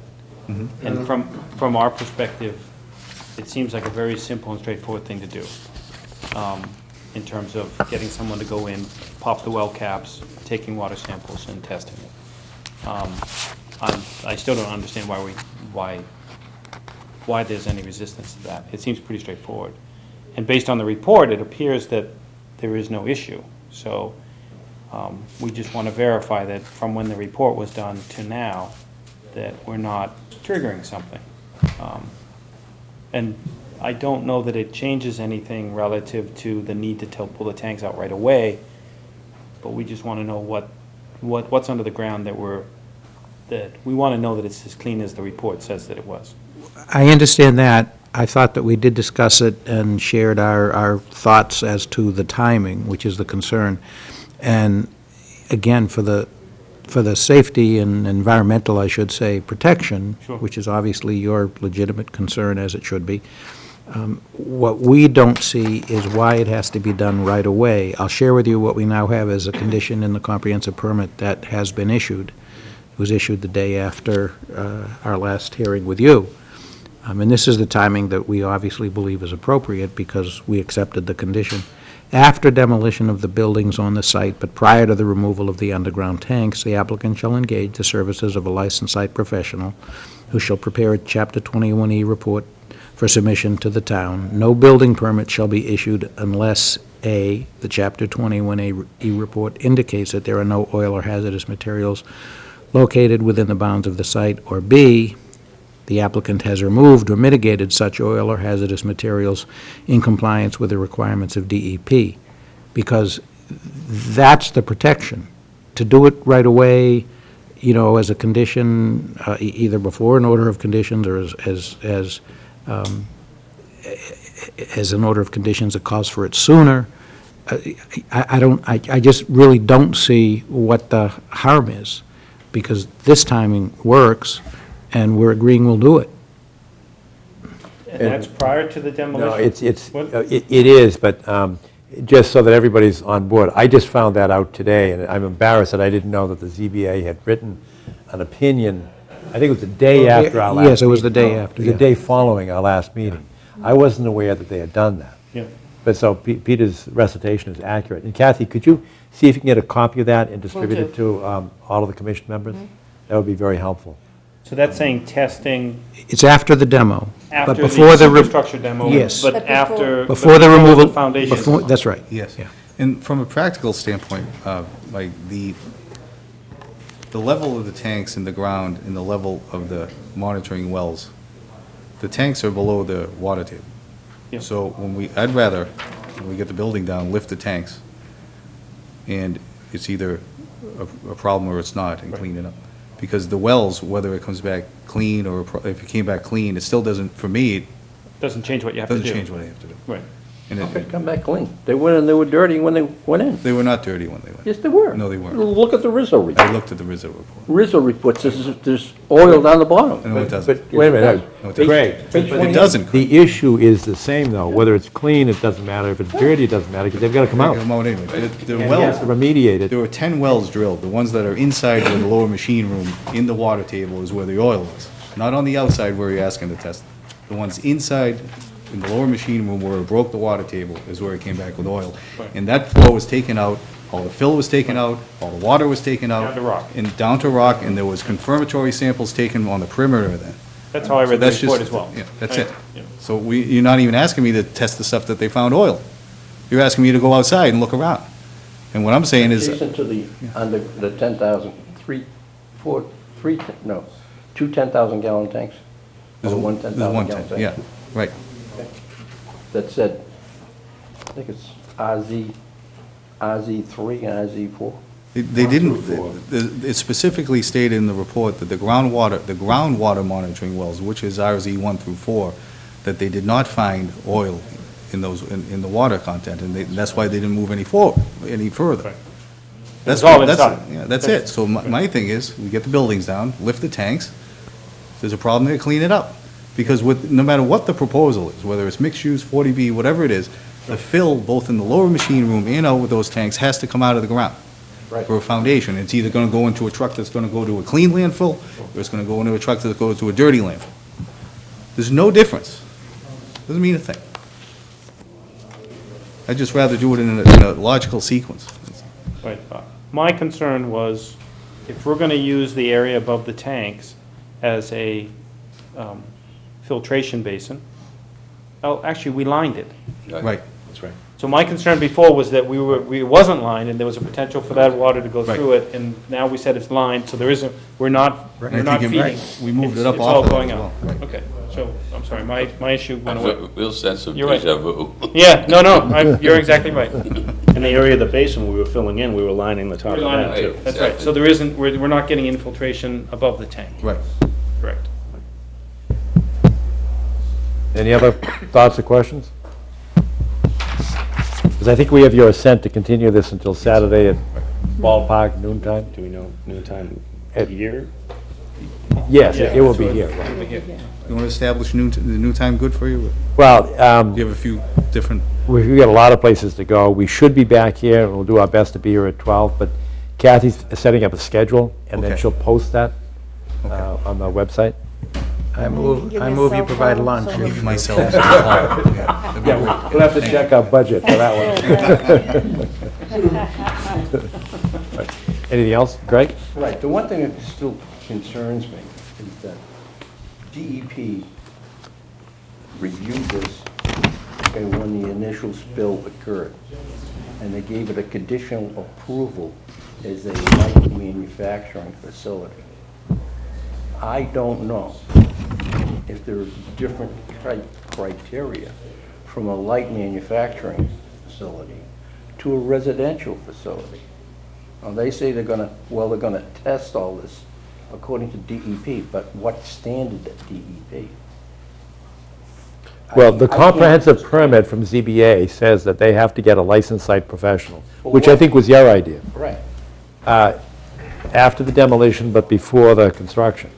And I think that's a valid question to ask the LSP. And we'll have guidance from the We don't LSP. have any guidance or any input to the LSP. Well, that, Well, we could, I mean, we could ask the applicant to give us a consultant, but if it's, I mean, there are certain LSPs throughout the state, and their obligation is to, to be truthful and honorable to the state, because that's their license. Yeah, but So if we were not comfortable with this, two different criteria. Are there two different criteria? Mr. One for Chair- manufacturing, one for residential. I can put you at ease. I don't want to speak out of turn. Go ahead, Peter. And again, I respect the question, but I can put you at ease. It's going to have to be reviewed by the LSP and attain, hopefully already attain, or else the mitigation that would be required would be to attain for the residential standard. Right. I mean, that's fait accompli. We'll stipulate to that, because that's the condition in a residential 40B, so we'll agree to that. Again, I respect the question, but that's what it's going to be. So if there's a different standard, more onerous for a residential, that's what we have to do. Yes. So you don't have to be concerned, yep. During the excavation, if they find materials that are contaminated to beyond the point of residential, those materials have to be removed. That's right. I mean, they don't know what's in the ground. So as the excavation goes, they sample that dirt as it comes out, and if it comes out dirty, it's gotta be, they gotta keep going until it comes out not dirty. That's standard practice. with that, any other questions, comments, members of the public? Hearing none, you assent to continuing this until Saturday? Yes. Sometime around noon. Some weeks left. All right. All right, next on the agenda is 131 Elliott Street. With the funk. I will reserve judgment. This is the, Thank you for yours, Greg. number 7 is the site development for 131 Elliott Street. Sure, same scenario.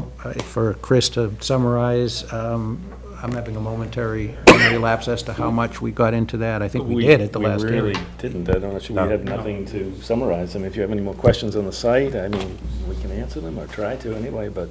But you don't have a, we saw an original plan that included the basement drainage system. I mean, I remember going through all of that.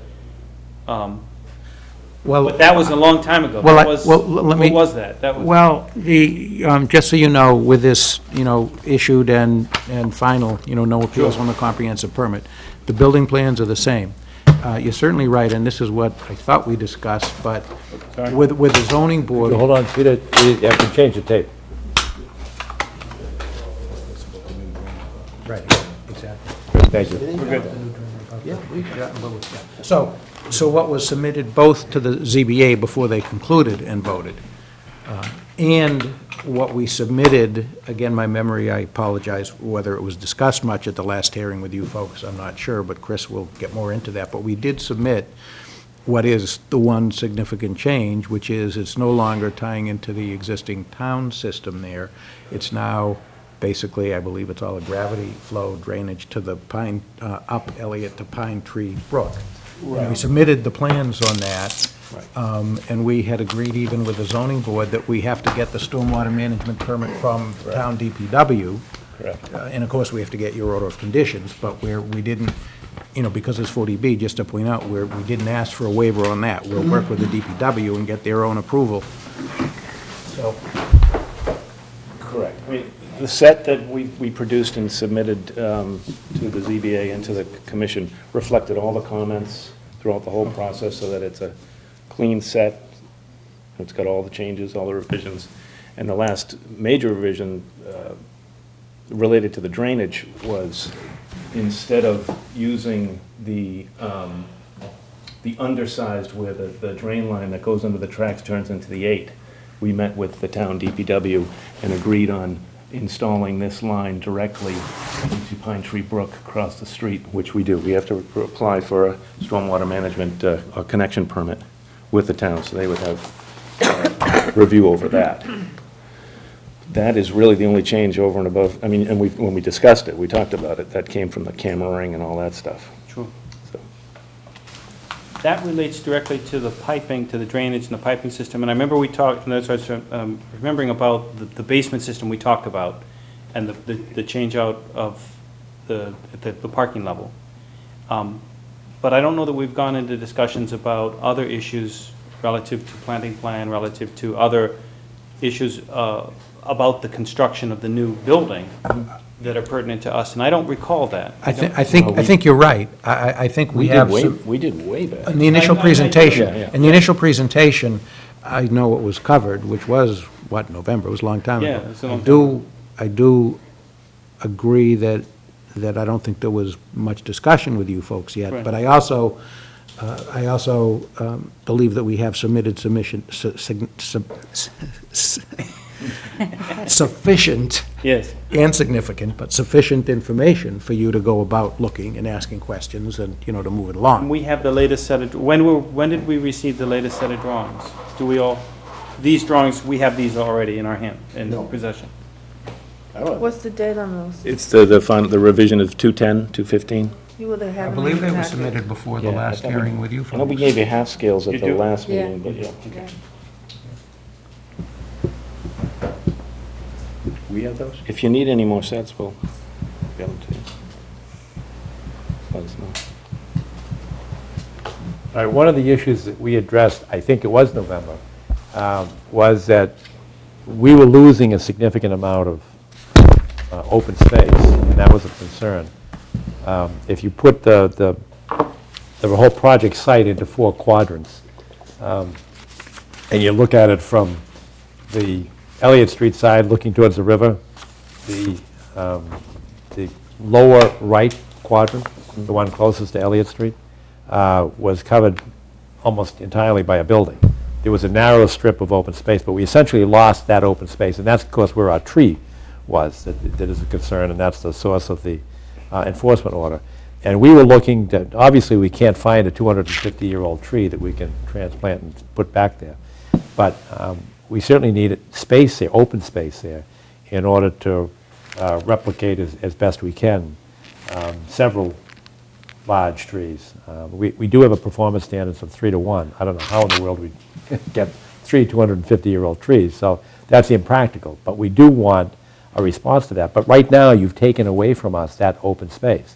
And I think in a moment of candor, I had suggested that you go to the town, I think I said it to you, Steve, that you go to the town and see if you can negotiate getting that piece of land, which would be the upper right quadrant, closer to the river that abuts onto Central Avenue. And if you had that to give back to us as open space, but you can't give us somebody else's open space and get credit for it. That belongs to the town. And therefore, I remain hopeful and I remain optimistic that you can come up with a mechanism to get that land as your own. Then your plan would make a whole lot more sense to us, because essentially you've got 3/4 that you own, and you filled 3/4, and you took away our open space. We need something back to protect the environment, and that falls clearly within our mandate under the State Wetlands Protection Act.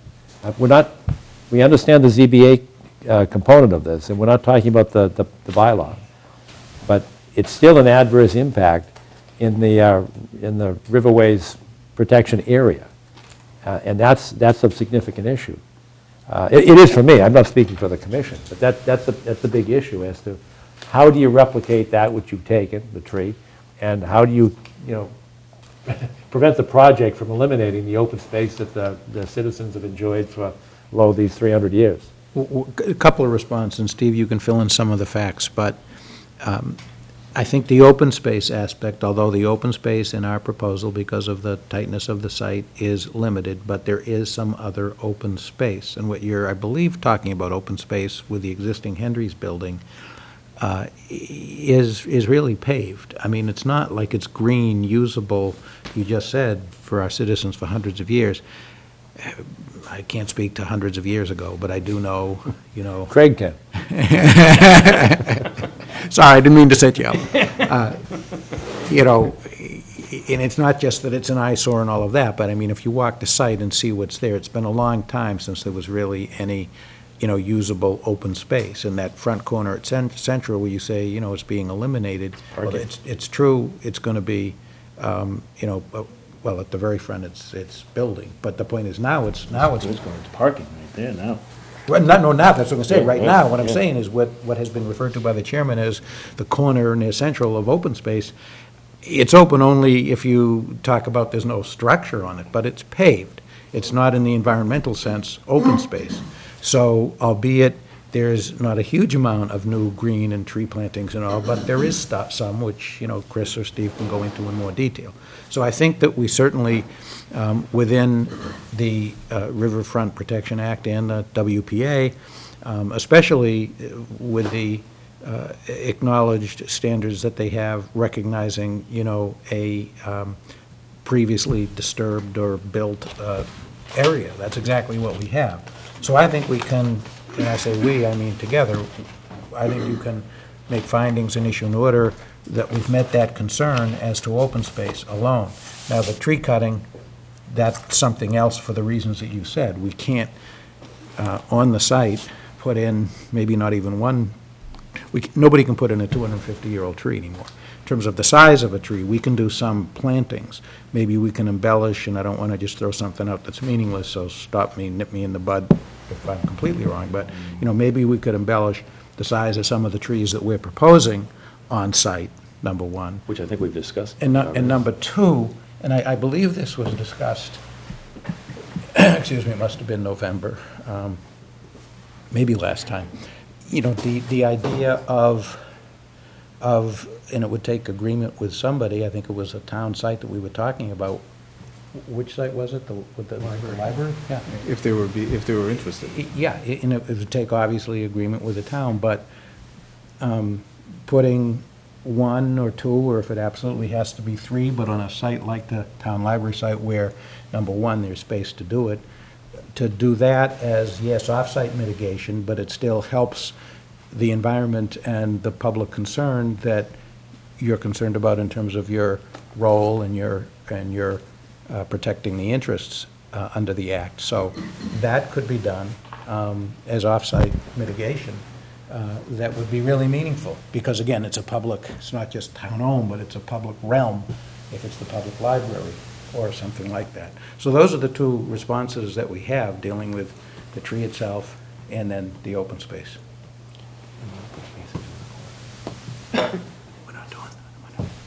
Any thoughts on the open space and trees? Looking for guidance from above? No, I mean, I think we're a little bit in disagreement here. I think we're still looking for more actual open space. We've discussed this in the past, and the designs as presented do not offer us that.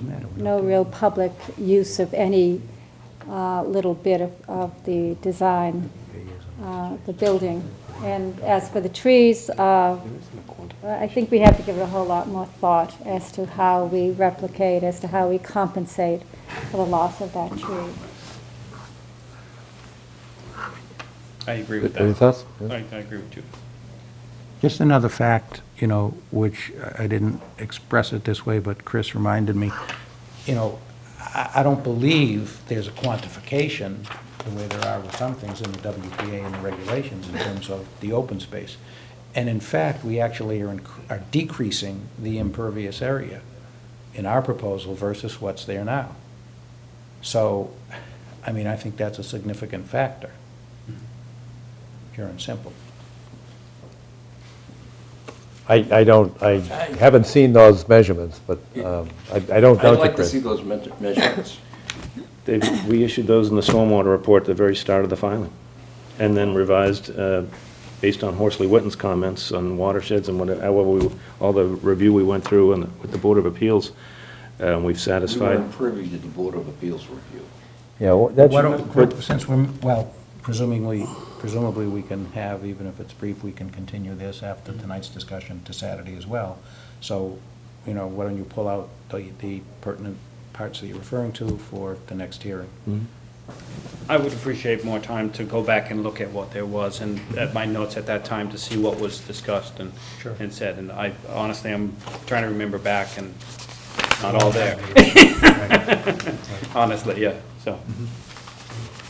All right, Arthur, any thoughts or comments?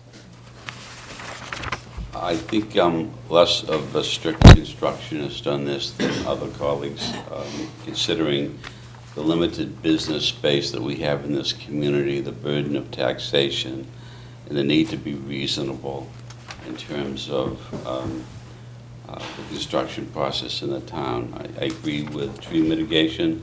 I don't believe it has to be on site. It can be, and we discussed the possibility of other sites such as the library. I'd like to see the specifications too. I've known that area for a long time. I think what's being proposed will be a significant betterment for the long term in the town of Milton. So I just don't want us to be taking such a strict position on this that we lose credibility in terms of not only this particular project, but other projects that the town sorely needs. I'm also interested in knowing what the plans are for the town for its portion of the property. We have a very limited and restricted tax base, so I think we have to be very cautious about the decisions that we make as a conservation commission as they apply to other bodies in the town, and that we not encroach upon the responsibilities of other bodies.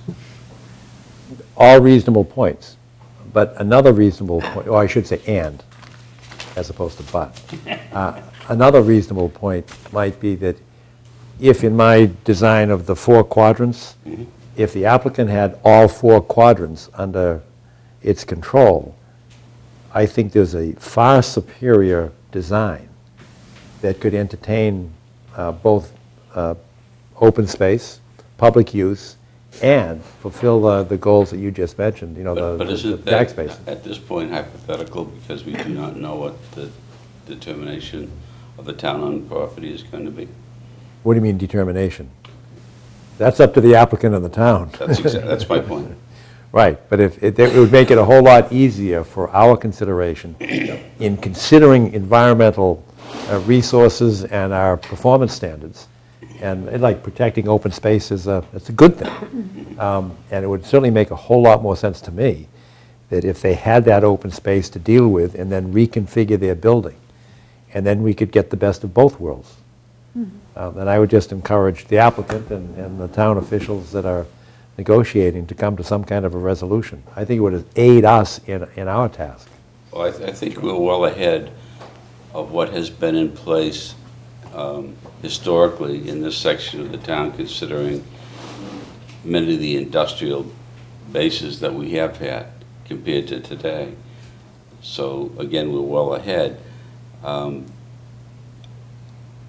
don't think we can presuppose what ought to be done or what the town will do with that other piece of property until the town tells us. That's true. But in the meantime...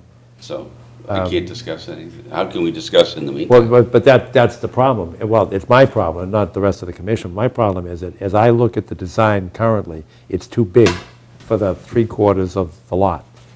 because we are losing space, and we did lose a tree. And I'm mindful of the fact that the applicant was told not to cut that ancient tree down, and did so. And that was the origin of the enforcement order. And time has passed, but I haven't forgotten. And I think that's an issue. And I don't know if the other commissioners think it's an issue still or not. Oh, it's still an issue. So I agree it's an issue, but do you penalize on space because of that if we can come up with a reasonable mitigation? Well, Outside of the we're doing penalization two space. things at once. Off-site mitigation, I agree with. Okay, do But it together. not necessarily all of it. I think some of the mitigation should be done on-site. And my suggestion would be to let them come back and let us know what might be feasible. I think that was part of the commentary that we heard. Well- And I'd also like to hear ultimately from the town, and maybe we could on Saturday, as to what their plans are for their portion of this property. I don't think it's fair to us not to know that.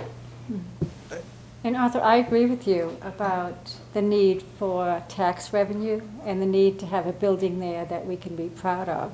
But I think the open space element that I'm looking for, and that I think John is as well, actually makes that a more valuable building, both for Mr. Conley now and for the future, both for the people living there in the town and for tax revenue. So that's how I see this, and also comports with our obligations on the Conservation Commission. I don't disagree with that, and I'm not so sure that that can't be achieved within the plan.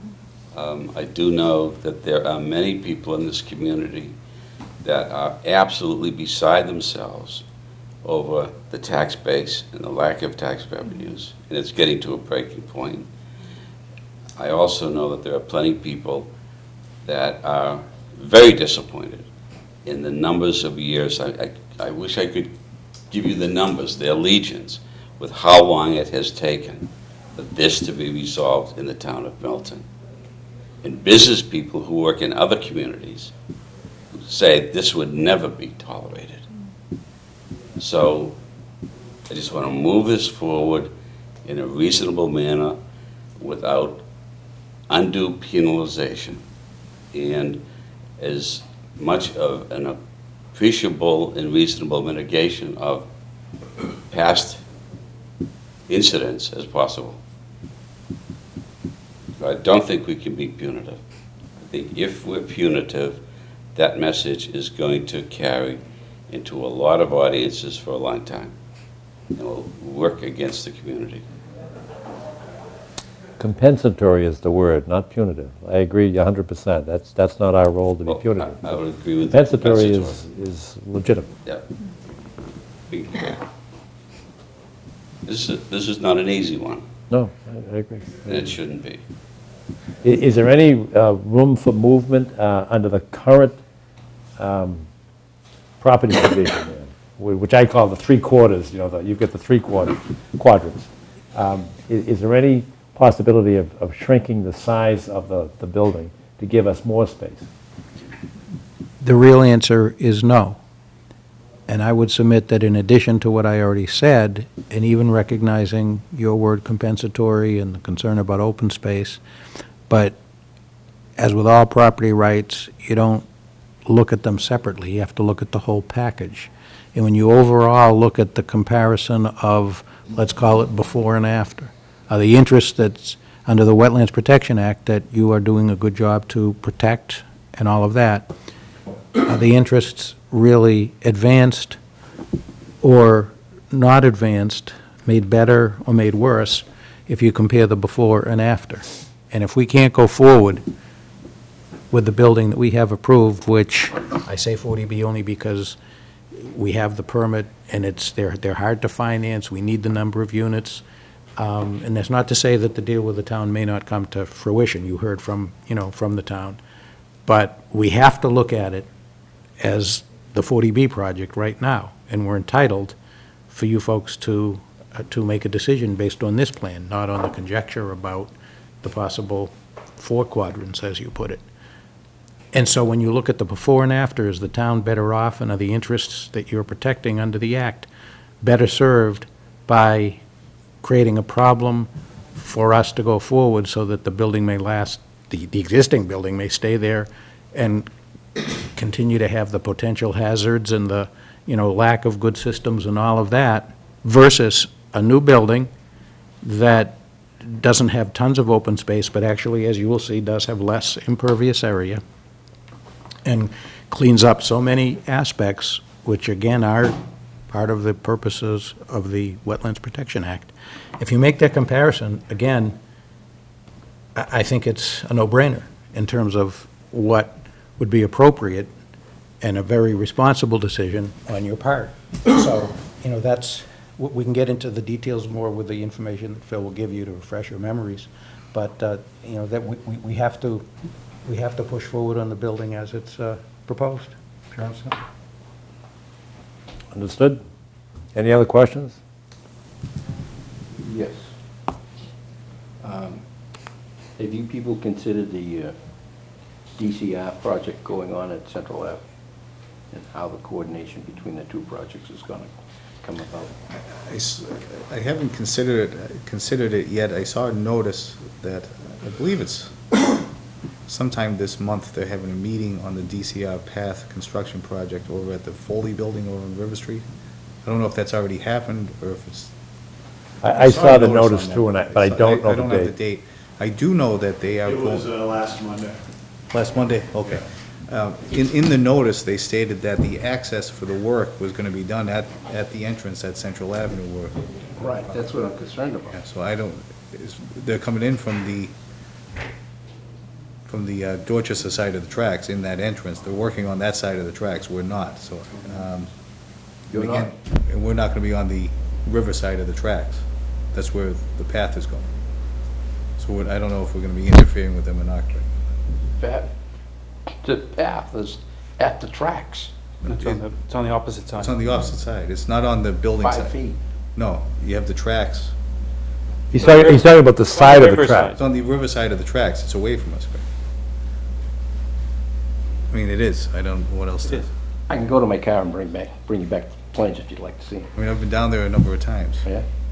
But They're not on the Milton side of the tracks. The path is not on our property side of the tracks. It's not. It is. It's not. It goes, the path, the new bike path goes through the MBTA right away.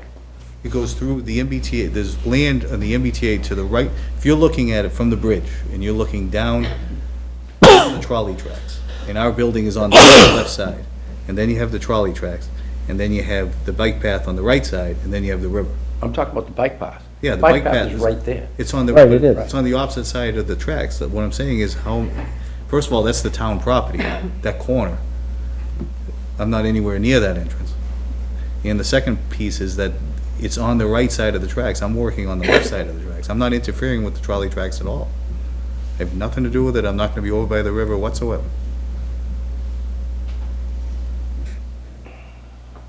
All right. Any other thoughts, questions, comments from abutters, members of the public? So we'll want to continue this until Saturday. Saturday as well. This is right. Yeah. And just so that we can, get some idea of what we need by way of additional information. What do you need? I just need to look back to refresh my memory about previous discussions. Because honestly, it was a long time since we've gotten into the discussions of the new design. This Saturday, do you want to do it in May? Well, it would actually make more sense, To do it in I May. think, to do it in May, but we have to have your assent to kick it to May. Well, since we're going to be here anyway, let's say Saturday, we'll get you the information and, recognizing even after a long morning that you're having, and maybe you won't want to It'll be spend long. much time. But I don't see any harm, because I'm not saying may not turn out to be the case, but let's just take advantage of Saturday for what it may be worth. All right, so we put it on the agenda, and if... The 18th. Yeah, this Saturday, the 18th, yeah. All right.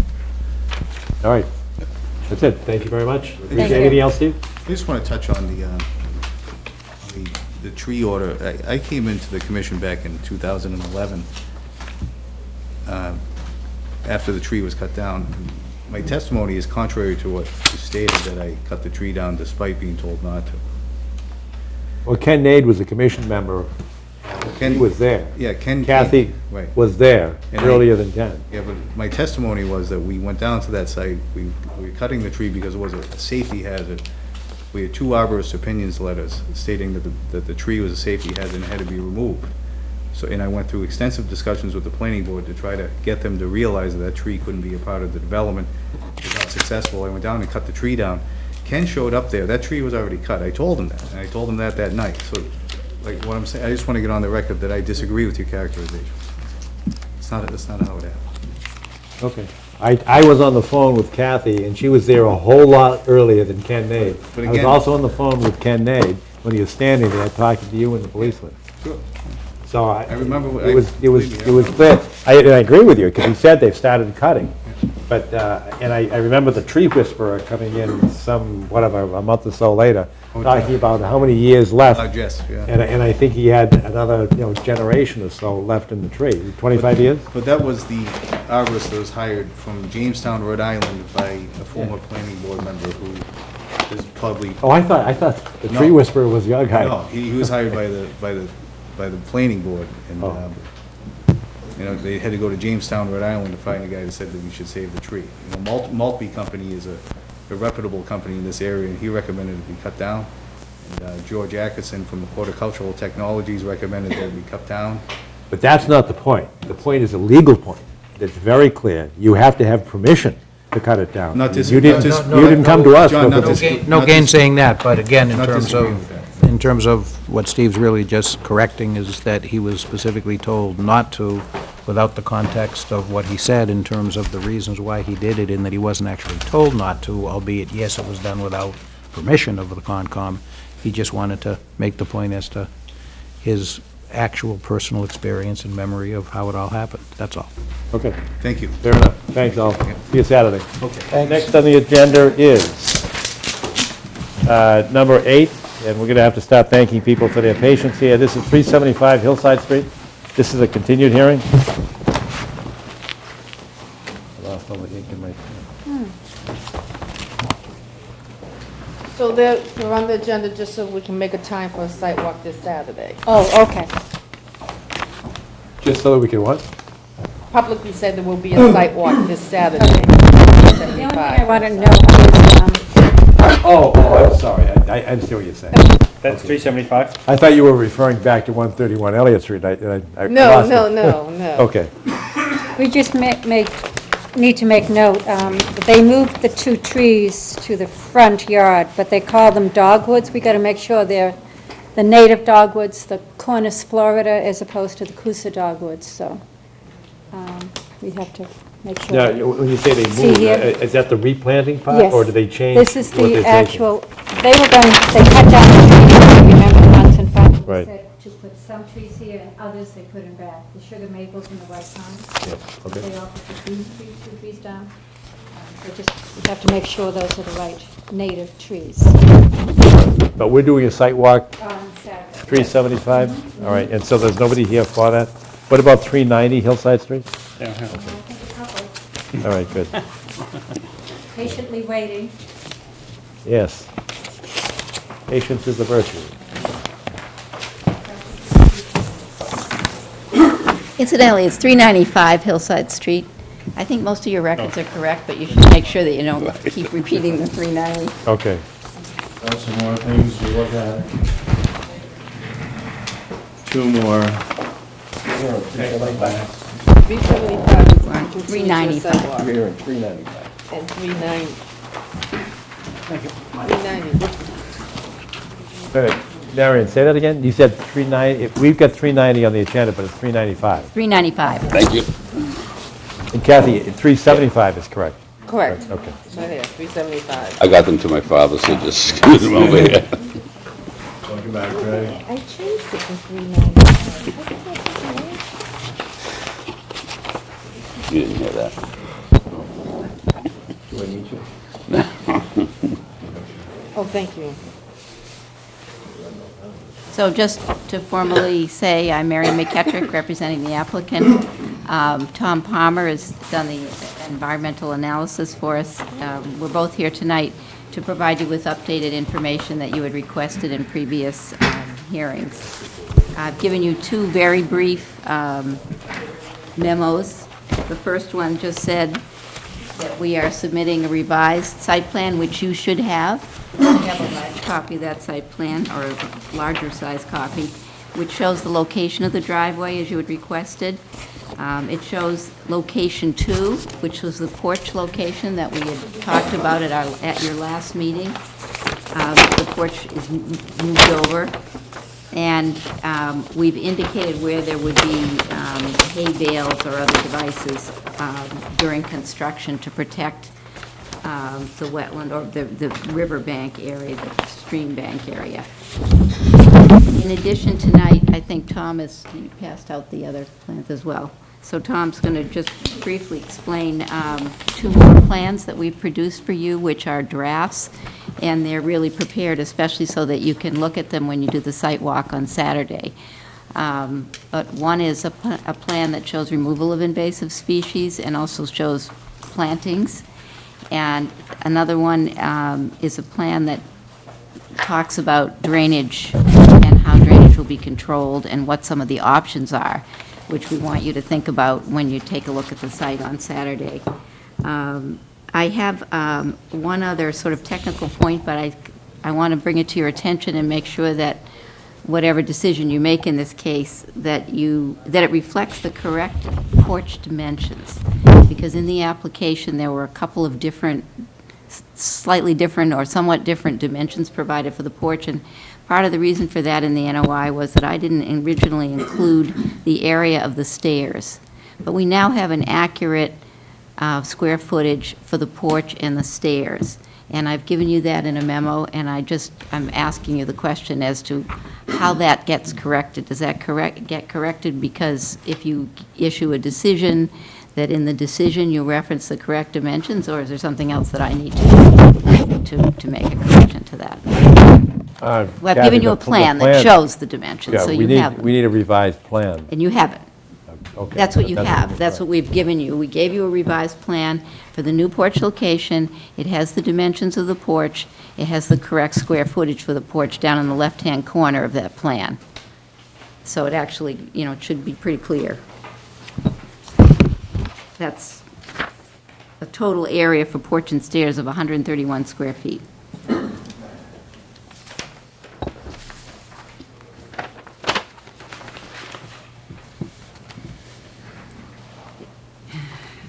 What is the date on that plan that you say is revised with the square footage Well, on it? we gave it to you at the last meeting. Oh, okay. At the last meeting, we gave you 3 plans for porches.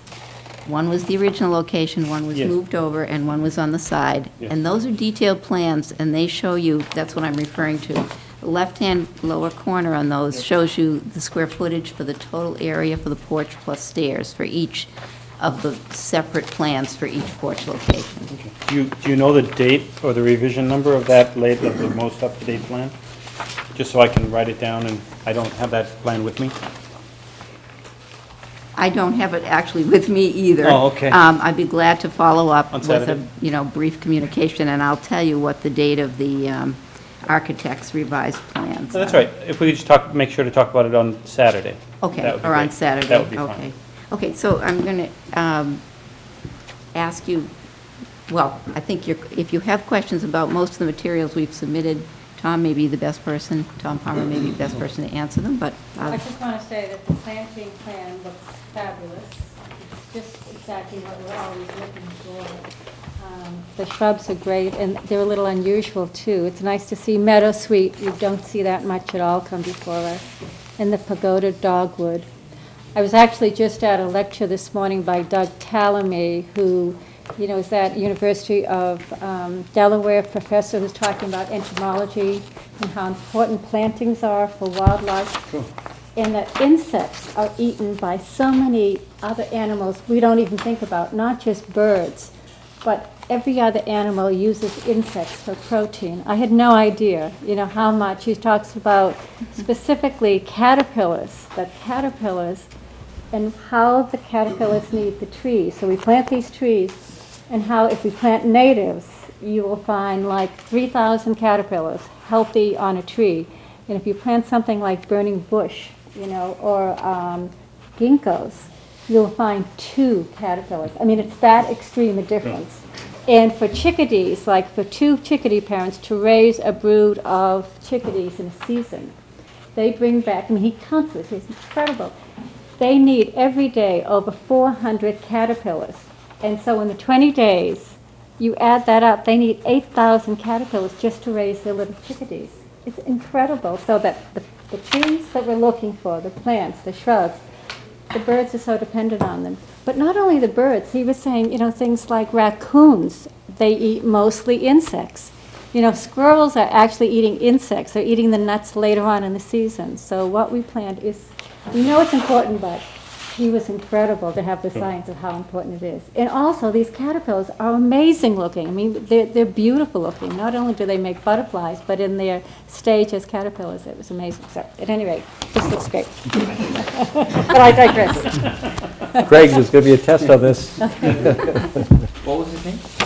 Doug Calamity, and he has a book out. He had a big article in the Times about 3 weeks ago that got a lot of reaction about this is what we should be doing. And he's out of the University of Delaware? Delaware, yeah. I think he's chair of the department of entomology.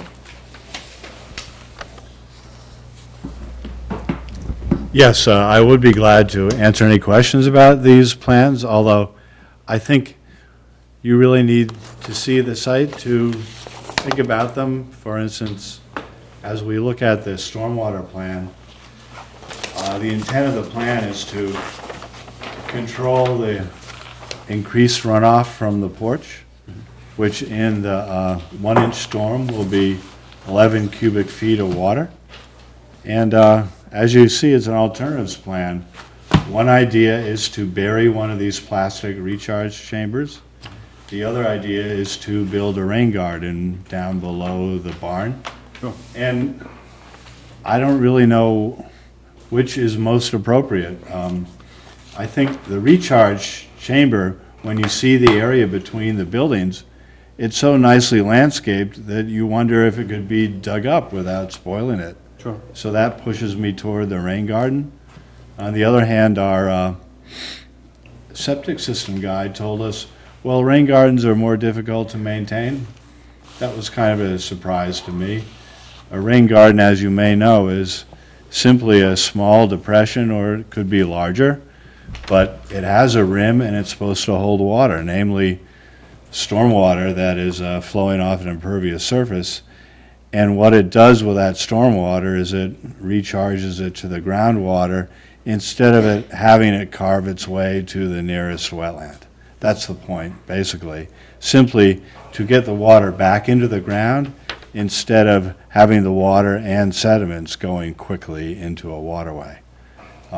What needs to be planted in a rain garden? There are a variety of herbaceous plants that will thrive on the conditions of alternate wet and dry.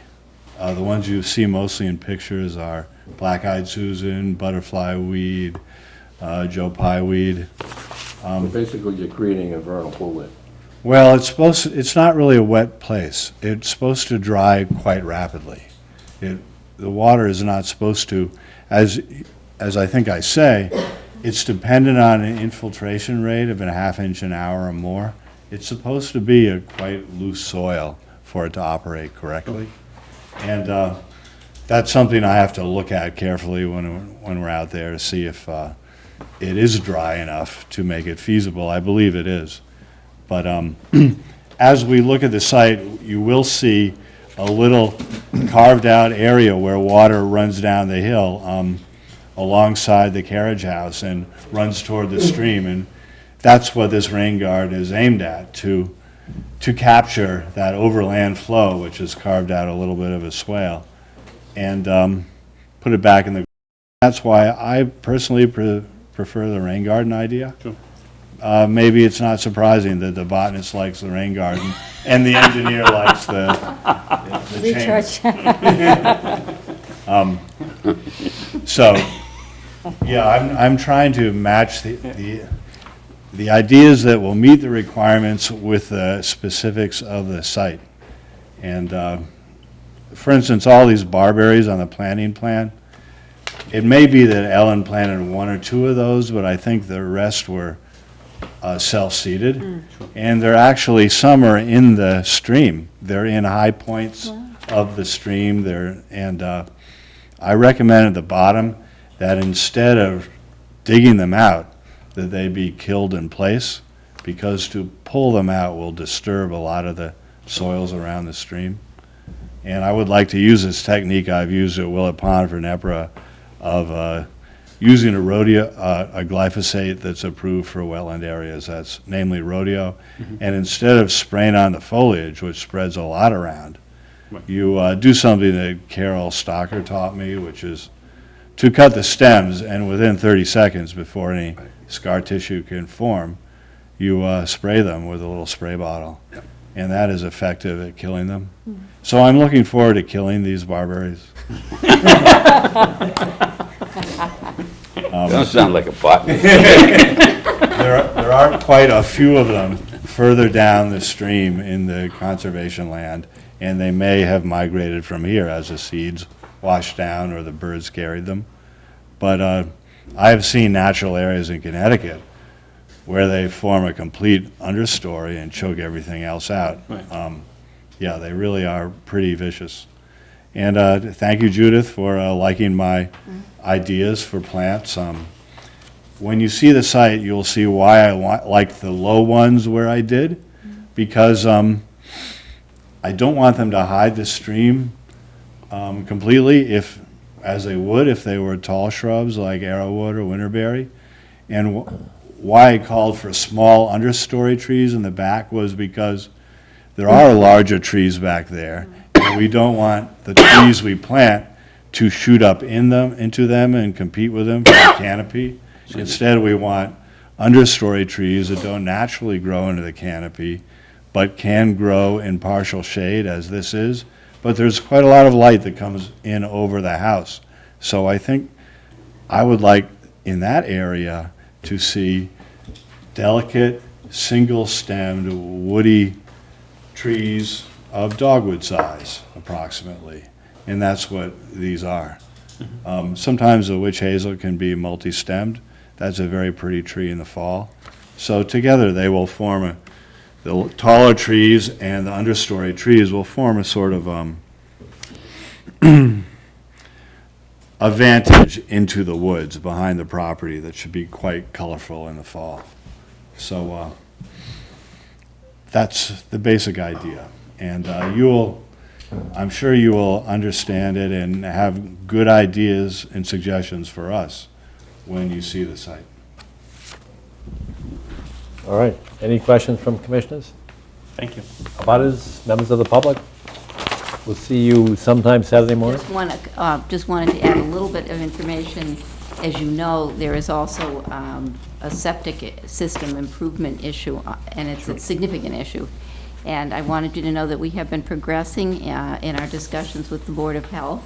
We had a good meeting last night, and they are encouraging us to move forward with a proposal for an advanced Presby Enviro, whatever. It's an advanced system that would be proposed to replace the existing leaching field. We know this is a difficult issue for the Conservation Commission as well, so we're working on, our engineer, Jeff Kane, has done a lot of research. He's does a lot of septic systems.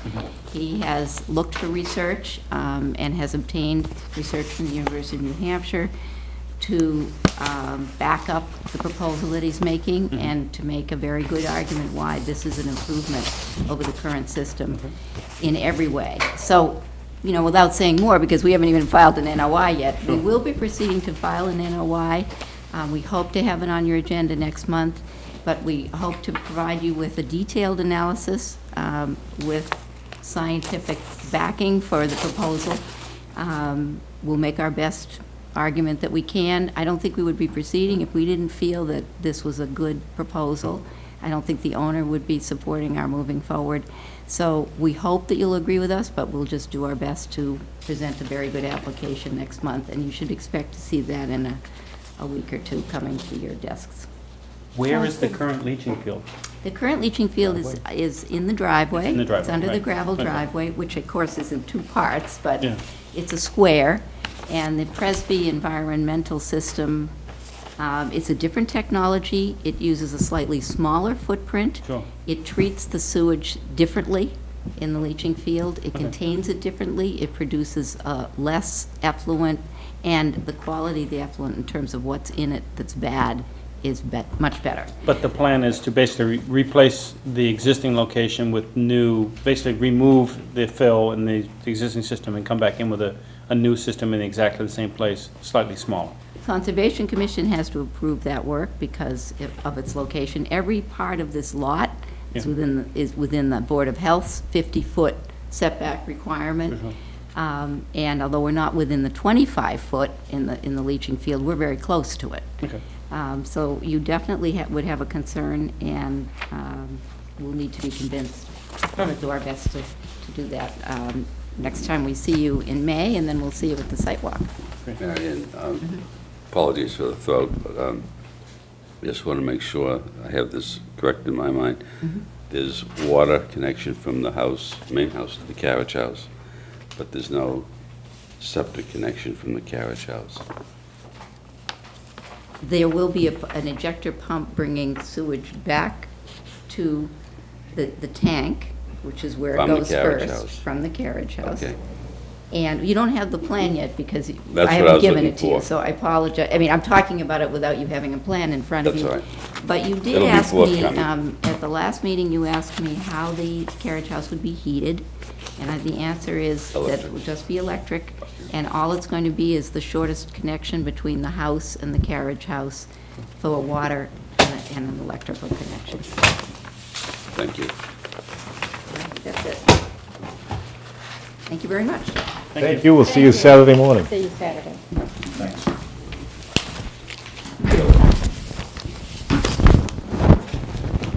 Next on the agenda is 693 711 Randolph Avenue.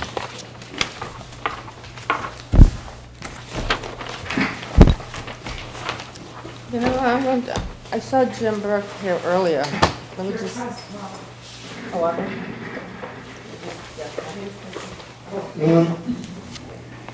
He went out the last call. I was afraid if they go out and Huh? you can't get back in if the door locks itself.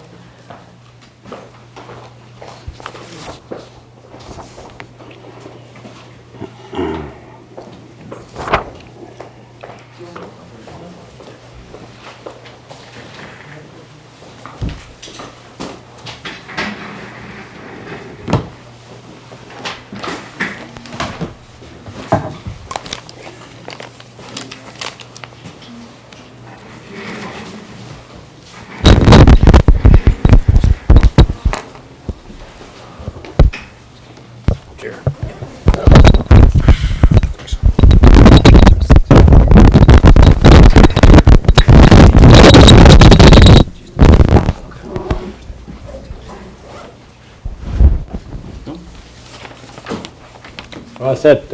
Good evening, welcome. Can you identify yourselves, please, for the record? Jim Burke with the Selberg and Associates. Scott Morrison from Ecotech. Paul Holland with the Holland Companies. And Marilyn Newman from Inslevin. Good evening to all. Thank you very much. What can you tell us? Well, we sent a package to you guys fairly recently that I think most of that information you guys already have through the process that we've proceeded. We wanted to get kind of the ZBA and the Conservation Commission kind of on the same page. And based on that submission, they've received the same package. You guys have the same package, so we're kind of gelled at this point. We prepared a DPW response letter, which was part of that package, which answered a lot of Joe Lynch's questions with regards to stormwater, water supply, sewer, a lot of issues with regards to infrastructure. The plans themselves, I'd say, have not really been revised significantly. Most of the information has been added with regards to the wetlands crossing. with regards to the retaining wall construction and details of that nature. We have since at that time completed the soil testing, which you guys requested, with regards to borings as well as test pits in all the drainage, underground drainage detention basins. That report is forthcoming. There are some revisions based on the plans, based on those findings. The Rawls rate that we used has been brought from 1.02 to 0.52. There is, the majority of the soil that we found was a sandy loam. There was a significant amount of loamy sand and a decent amount of loam.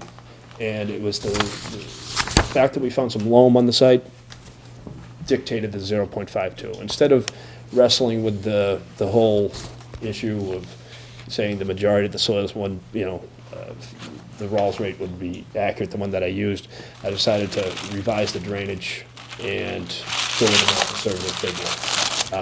Those drainage calculations are complete. We're just I'm working towards getting that package together along with the soils report, along with a lot of revisions to the plans that answers the Judy Nitch, Nitch Engineering review letter.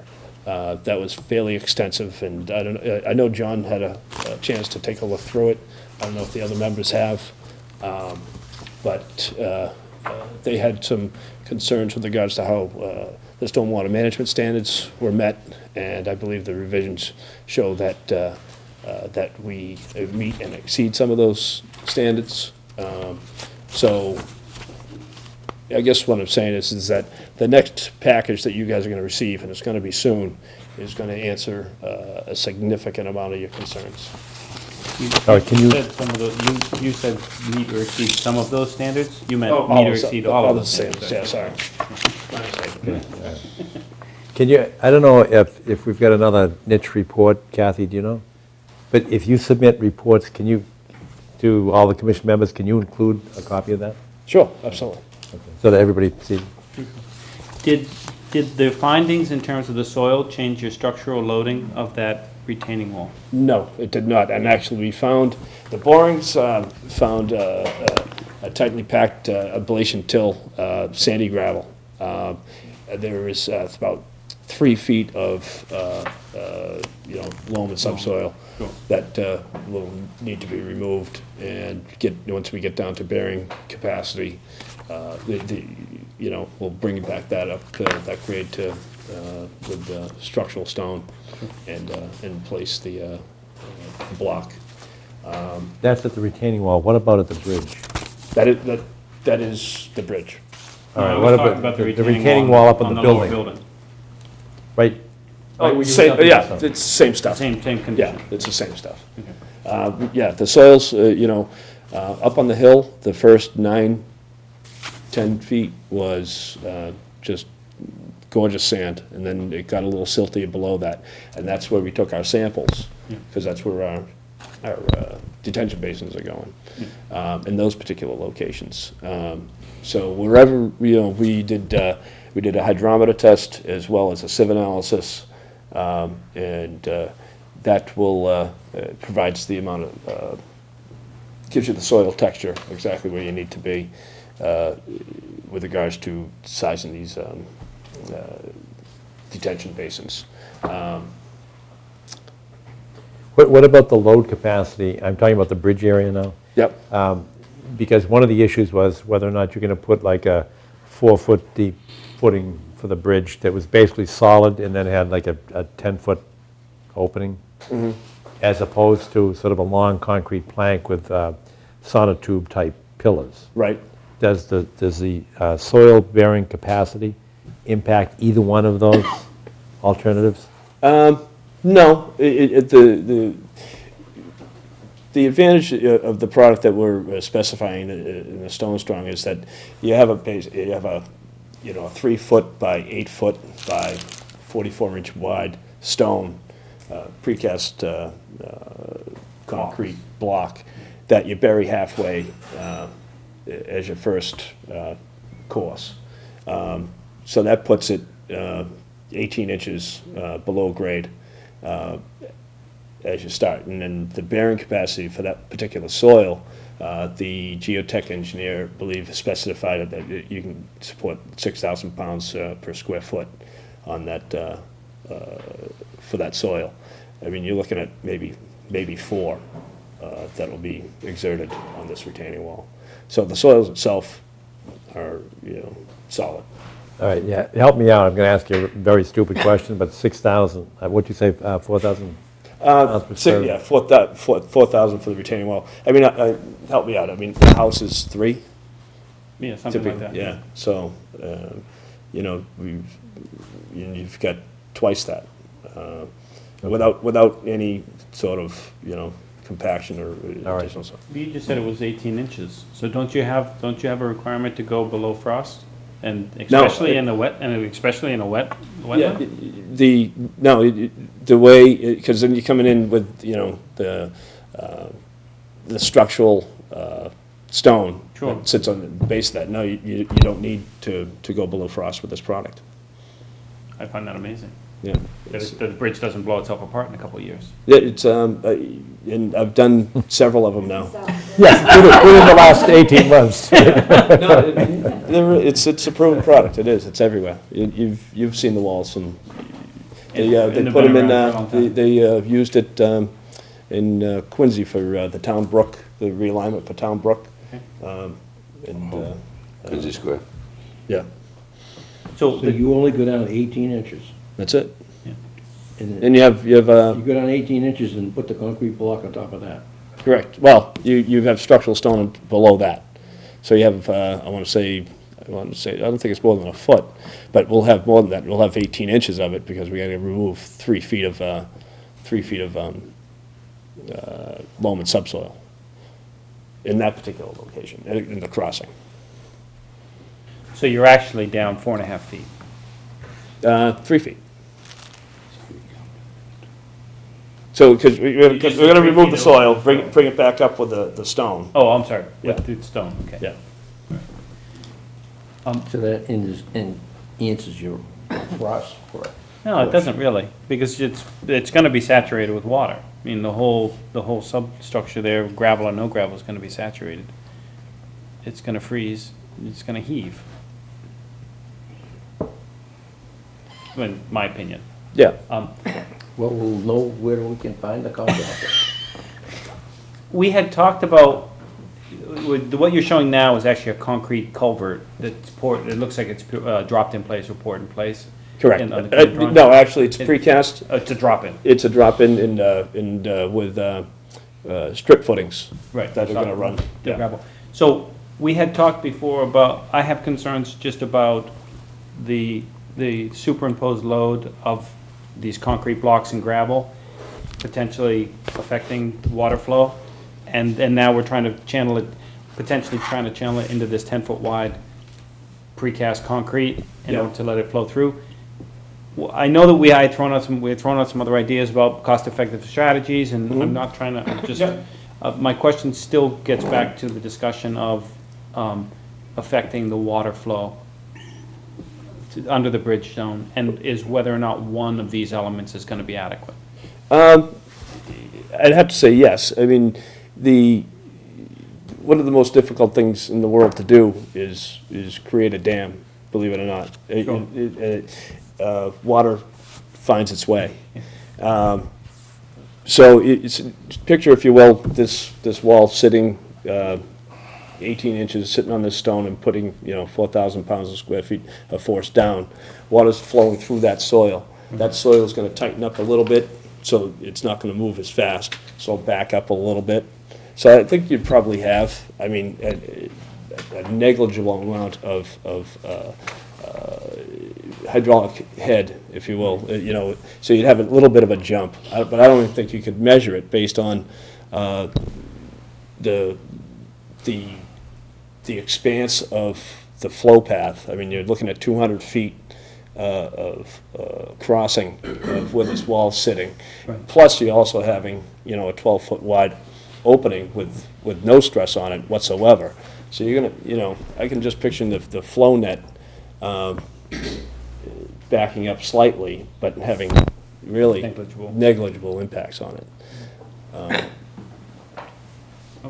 right, I've got I guess it's a comment first that'll lead to a question, but I have some limited advantage because I was at the ZBA hearing on this, and having read the niche report, and I don't think the commission members know, but there was a recommendation that the original plan, and I don't know what's been revised, I haven't gone over these, but the original plan had one 4-foot sidewalk.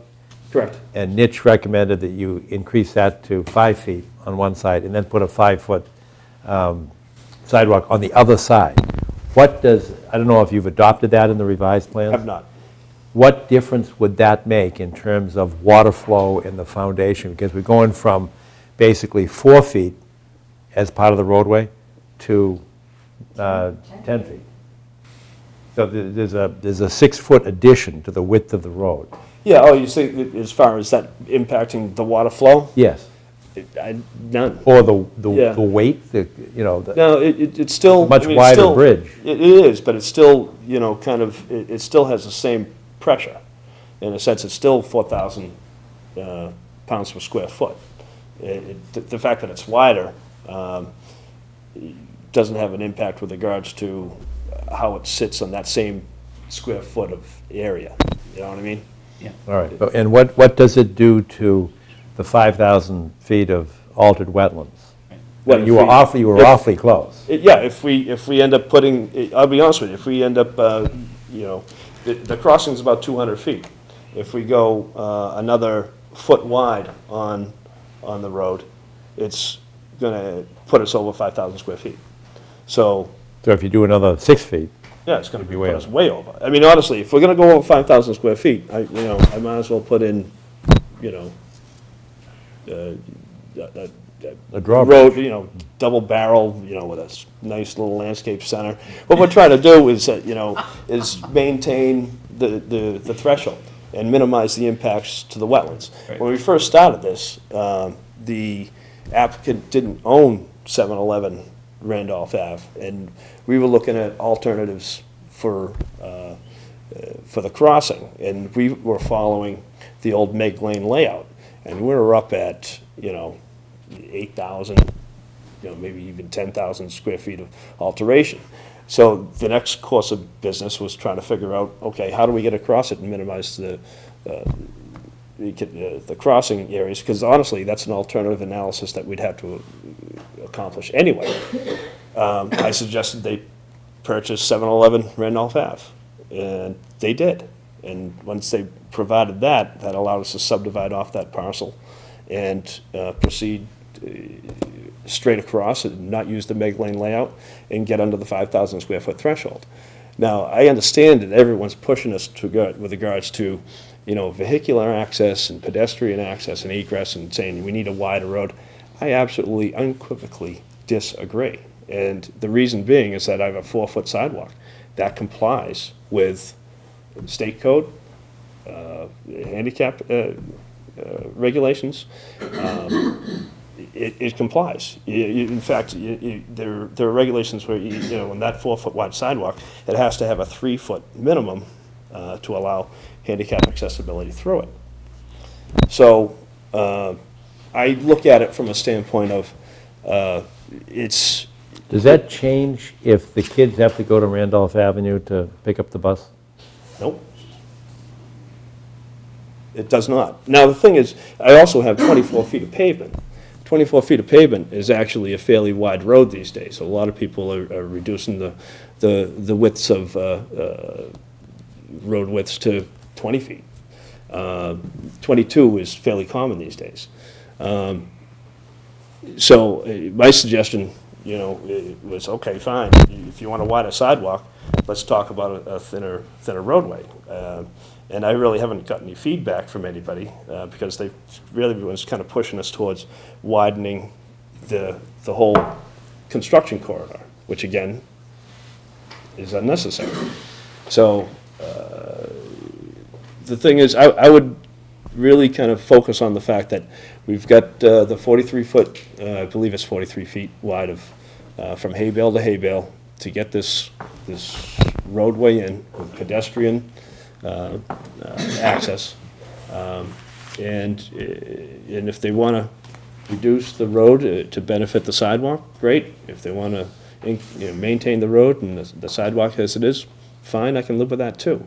But at this point, we're not in a position to believe that the access is better just because it's wider. I mean, there's standard nominal dimensions that are typical in design, and I stand by that. And that includes emergency access? I mean, you talk about a 10-foot corridor, that's not really enough for emergency vehicles. It is, believe it or not. I mean, the thing is too, is you gotta take into account, it's a driveway first and foremost. And it's 90 units. So you see a fire truck or an emergency vehicle, what do? You get out of the way. Yeah. But 10 feet wide, you're not leaving much room if you're on one lane coming one way. I don't think a fire engine is even 8 feet wide, and I can certainly get some dimensions of that. Sure. No, have you talked to them about what their minimum requirements are for the road? I mean, in terms of what they need to see? Like I say, there aren't any regulations in Milton that dictate with regards to what the driveway dimensions need to be. I picked 24 feet because that is what the public way is. It's 12 and 12. So that's the dimension I picked. I picked a 4-foot wide sidewalk because that's what the regulations allow, and with a 6-foot curb, and that's where we're at. Sure. What's the 6-foot curb? 6-inch curb. Okay. Sorry, 6-inch wide. Okay. So the sidewalk has to be 4 feet, and then you have to have the curb. So it's theoretically 4.5 feet wide. If you want to be a daredevil and balance that curb. Jim, in the discussions, there's some, as you know, concern about safety vehicle, particularly fire truck access. I think the clarification that people need is an understanding as to whether or not that is a driveway or a road. It's a driveway. Okay. Driveway for 90 units? Wow. That's with buses and, school buses and Yeah, I mean, fire trucks and delivery trucks? like I say, a 24-foot wide road is pretty standard. It is, I'd say back in the 70s, there used to be 26. I live on a road that's like 28 feet wide. That was built in the 70s, and it's, it's ridiculous. Grand Boulevard. It is. In the style to which you're accustomed. They put chip seal on it last year. And man, it just ruins my skateboarding.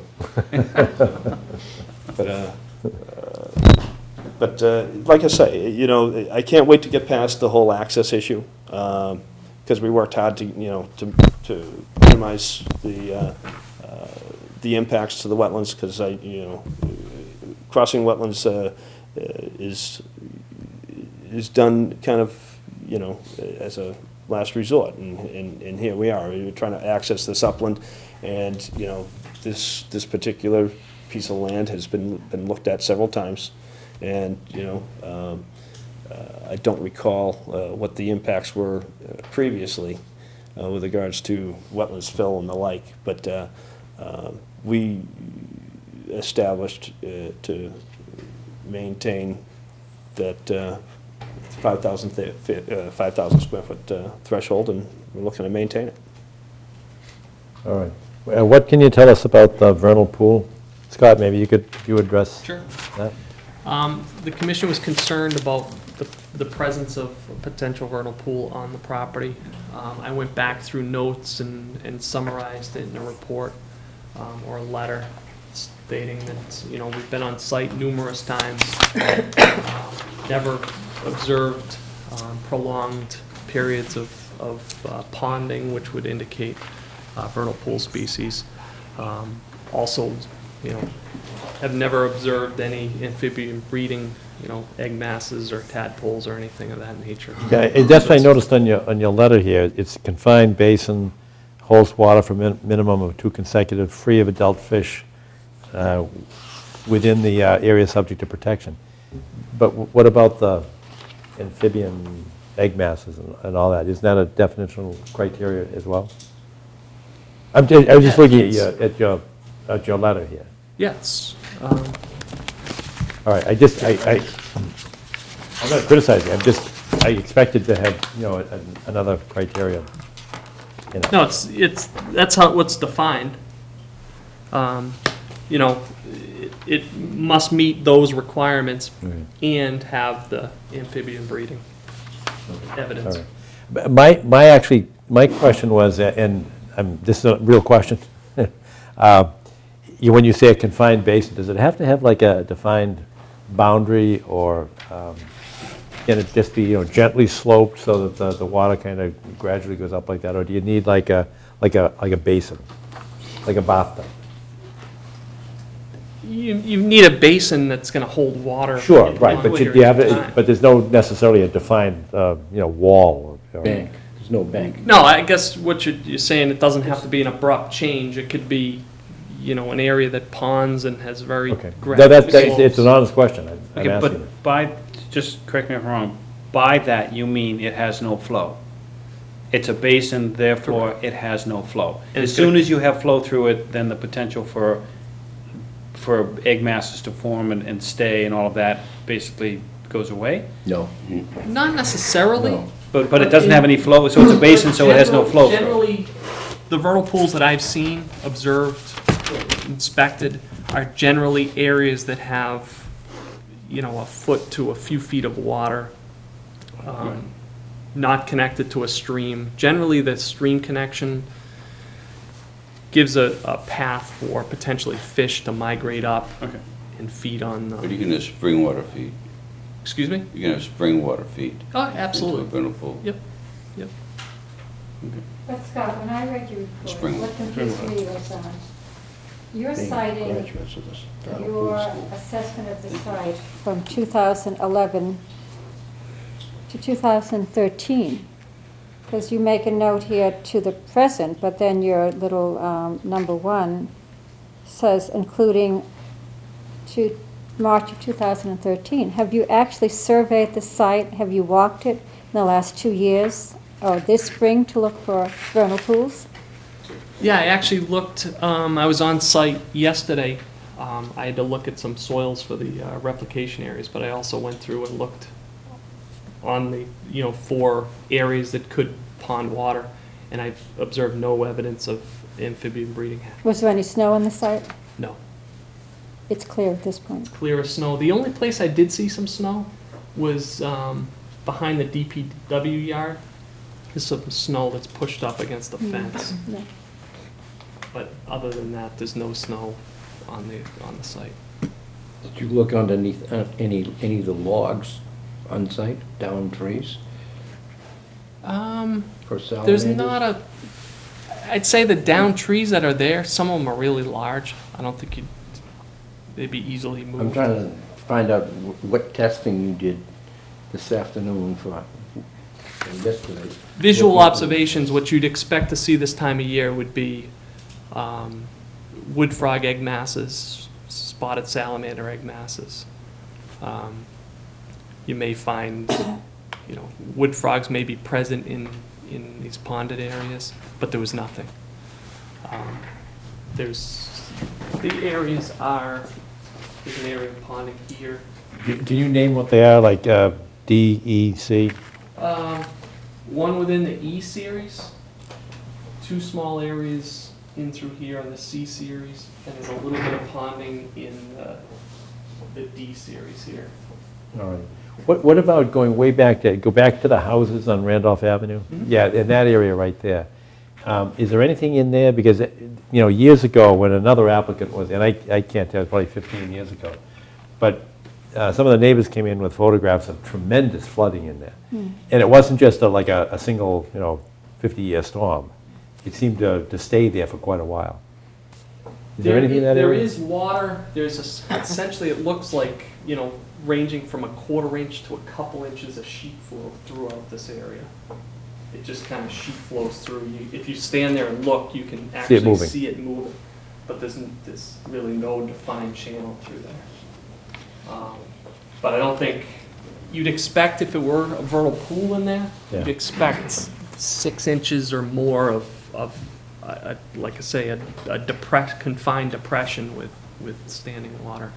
All right. Going back to those photos, I think I saw those early on. I don't know if it was the ANRAD meeting or early on in this notice of intent process, but you essentially have a large expanse of the DPW yard that funnels down and flows through this wetland. So it wouldn't surprise me one bit if you had a significant rain event, whether it be a thunderstorm with heavy rains or simply just a heavy rain, spring heavy rain event, that you get some substantial water kind of flowing through there. Okay. Arthur, can you give us an update on Matt Byrne? Matt's all set to go, and what he needs is, the only remaining requirement is permission from the property owner to access the land to do his work. But written? He asked for written, yes. Is that acceptable? I think we'd like to first at least review the scope of services in the quote. We haven't forwarded anything on that. Okay, and you're certainly entitled to that. Yeah. But it's basically, if I could summarize it, it's just a request to view the land to see if there's any evidence of a vernal pool. It's not complicated. That's fine. I think I would like the site visits to be coordinated through me and have a representative there. Sure. That's fine. That makes sense. How should we do that? Have Matt call Paul directly?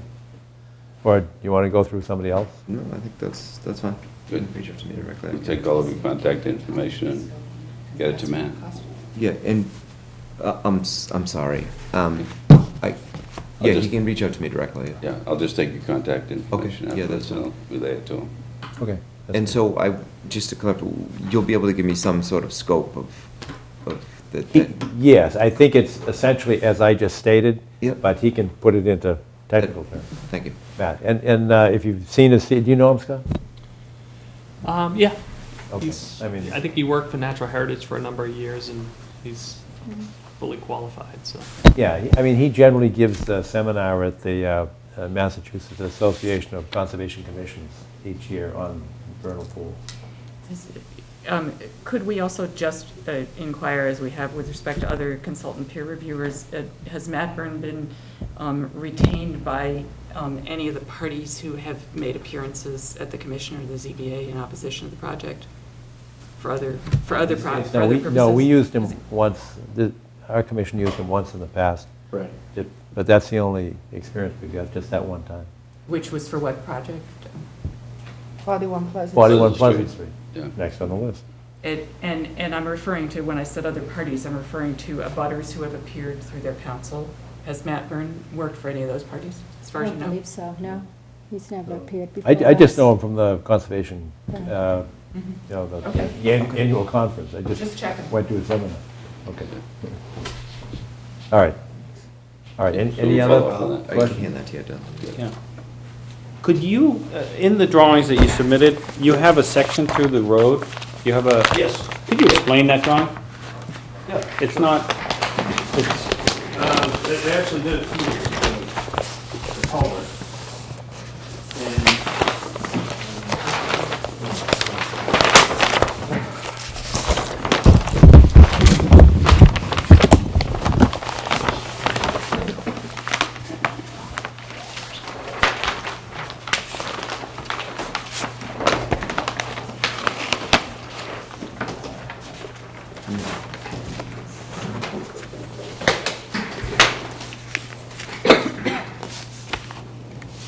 Okay, so you basically, this is, oh no, I'm sorry. I'm looking at sheet driveway profile. Oh, the profile? That's just a profile of the driveway. That, I'm trying to understand, I just see one comment on here was open bottom box culvert, which made me wonder what you had feeding an open bottom box culvert. But that's the tunnel, I'm thinking about it now, that's the culvert that's going underneath the road, right? Exactly right. Okay, so can you just talk me through the other elements that are in the drawing here? Okay, so. It's just a complicated drawing with all the information on it. You're absolutely right, and honestly, it's helpful for a guy like me to make sure that pipes aren't smashing into each other. Sure. So basically, it's showing a profile of the roadway and its grade. We've got a 6% grade here, and the low point here. The low points, obviously, will be catch basins. And drainage is tied in with the piping here. You also have the water line. Water line is going underneath. It basically comes to the culvert. You're gonna angle it down, probably put an elbow on it and get underneath the culvert and go up above it. Sewer's gonna do the same thing. We're gonna have a drop manhole right before the culvert and gonna connect up to an existing sewer manhole on the opposite side of the culvert. So that's a pressured main? I mean, that's not a pressure main, but it's a... Gravity. It's a gravity main. So it's a siphon? No, it's a drop manhole is basically a structure that, there's two types you can do, and my guess is the town of Milton likes the jug handles, and picture basically a jug, a pipe will come into the structure. Sure. And they'll brick up half the pipe as it enters it. It's like kind of like an emergency overflow. And then outside the wall of that structure, you basically have a drop pipe that comes all the way down and then flows in just like a regular invert, so it sweeps in and flows that way. And that's basically a drop manhole. It's a fairly typical, if you have a large, elevation drop, that's how you make it up in a short distance. So it's not siphon, it's basically... It's the all whole gravity. thing is constant full. I mean, you filled it up... No, it's not, I mean... Full. No, it flows when it flows. I'm just looking at the diagram, and it appears that it goes down and then comes back up again, and I'm wondering, how does it come back up again? Well, the sewer right here? Yes. It runs perpendicular. Oh, I'm sorry. Okay. So, yeah, I guess I could have added a little ellipse in there to show the pipe. I'm just trying to understand the drawing, Yeah. that's all. Okay. Thank you. Sure. Any other questions? I had another comment. We talked about the level spreader to distribute the water Yes. flow, because we're basically collecting the entire site, and we're dumping, you previously had shown that as just coming to a single Point discharge. Point discharge. Right. You've shown a level spreader that spreads it out, but I'm of the opinion that that's not, Too short? It's too short. Okay. And I'm just only in the sense of looking at the entire site and how that would be sheet flowing over the site now. Sure. We're feeding that in, we're running it through a pipe, we're feeding it out. We want to spread that out so we're not. Okay, right now I think I want to say it's 15 feet. What do you? I just thought it was too short. I mean, Okay. if you look at how the flow would work over the contours as it currently happens. Yeah. If you think about what that flow is and provide something that. I got it. I can probably provide a velocity Something like that. You base it on that comes out of one of the orifices and based on a 25-year storm. Sure. That we can use, I don't know, 3.5 CFS or something like that. I don't know if you're recommending, but when I look at that, it looks too small. Fair enough. I'll check it out. Okay. Thank you. Sure. Questions, commissioners? Abutters, members of the public? Yes, sir. Come forward and introduce yourself, please. Yes. Thank you, Mr. Chairman. My name is Joe Mullins, and I'm an abutter. Welcome. I didn't really expect to be speaking tonight, but I'm glad I came. I would like to urge the Conservation Commission not to grant a waiver from the Milton wetland bylaws. I don't think it's appropriate, and I think I heard somebody say at the March 31st hearing, and it might have been you, Mr. Chairman, that in the 25-foot no disturb zone, it will be disturbed before, during, and after construction of this proposed plan. And Correct. is that correct? Yes, it is presented at this time. Okay. No, just remember, it's not the entirety of it. I mean, during construction, there's going to be a lot of disturbance, but the final plan that you look at, and I think Jim probably has the percentages, and probably point out on the map where that final I understand intrusion would be. there'll be a retaining wall within that. That's correct. Non-disturbed zone.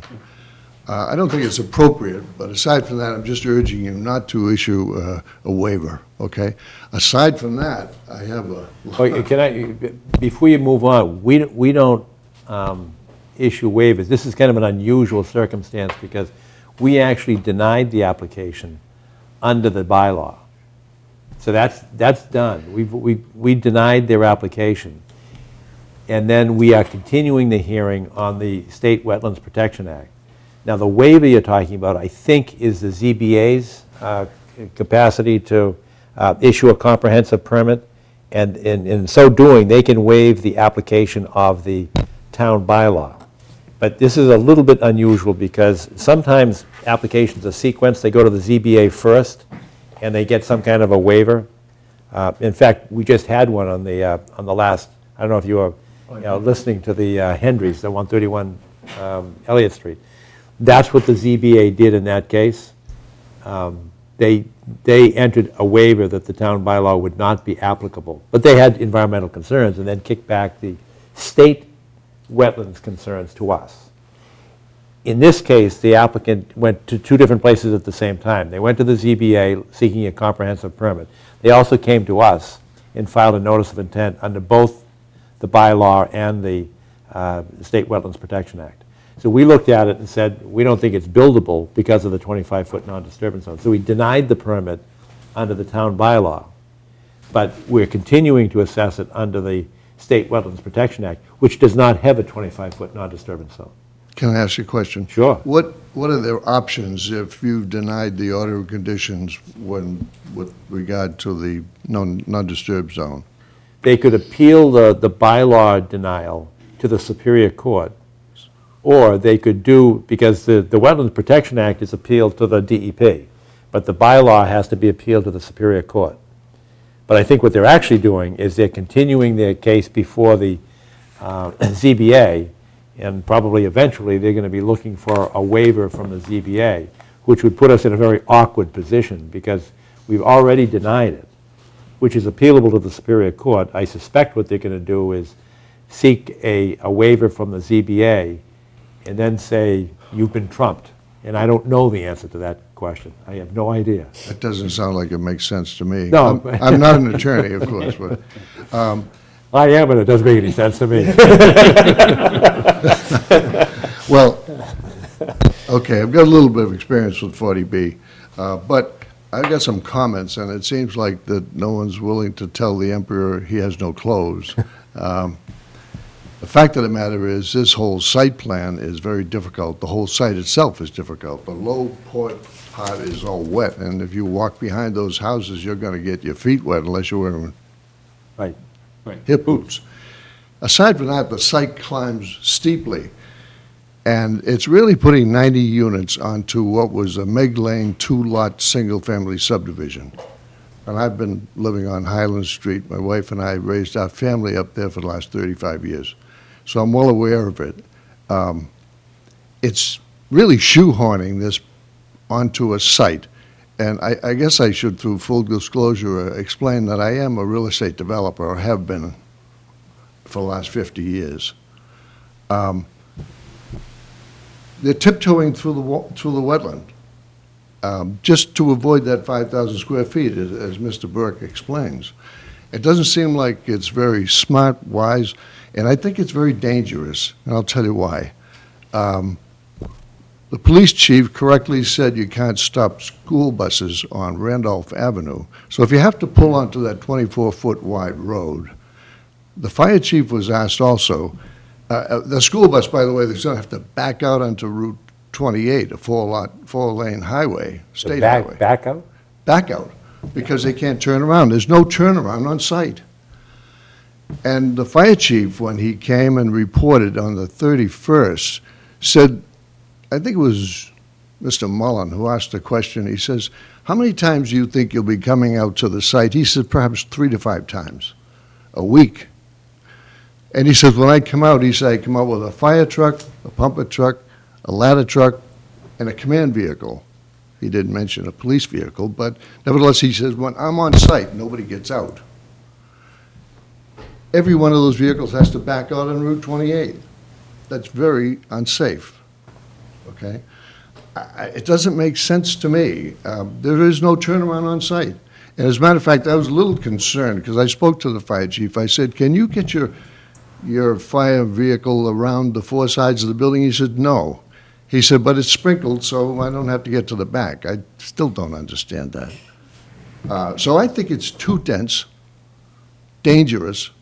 And by the way, if you have a trash truck come in, trash truck has to back out. I mean, no one's spoken about the curb cut with the Department of Transportation. The last time I heard about it, they've been having phone calls, but hadn't got through the Department of Transportation. Now, I suppose they could create a MEPA violation, perhaps environmental report requirement if there's a severe impact. I don't want to speculate, except the Department of Transportation controls Route 28, not the town of Milton. So I guess, without rambling on, I'll say that I spoke to Mr. Lynch at DPW, and the time I spoke to him, which was about a month ago, he said he had had a critique of this plan and hadn't had a response as of a month ago. Now, maybe there's been a response since, I don't know. I spoke to the police chief, and I heard him speak quite eloquently about all the traffic problems on Route 28.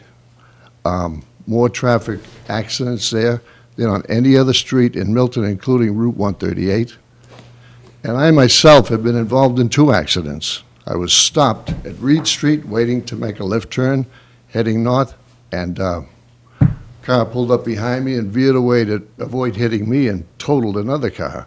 And then heading south at Chickatawbut in the morning, I was hit by an MBTA bus flying through that intersection. So it's a very high-speed commuter route, 4 lanes into Boston. So it's a very high trafficked area. So the police chief was quite concerned.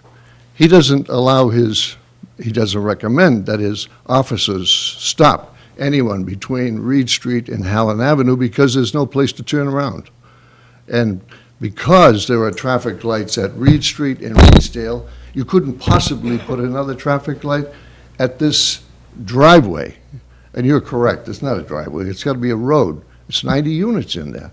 So the whole thing just doesn't make sense, okay? I'm speaking from my own personal experience, and I don't really like speaking against affordable housing because I've been doing it for the last 50 years, but I can't sit still.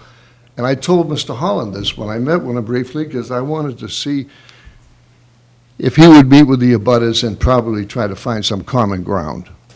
Now, I've checked Mr. Holland out and his company. They're a very good reputation, and I know the architect, Shesky, because he's been an architect for me for several times. A good contractor, good architect, a bad plan. And I was at, and I'm going to stop pretty soon.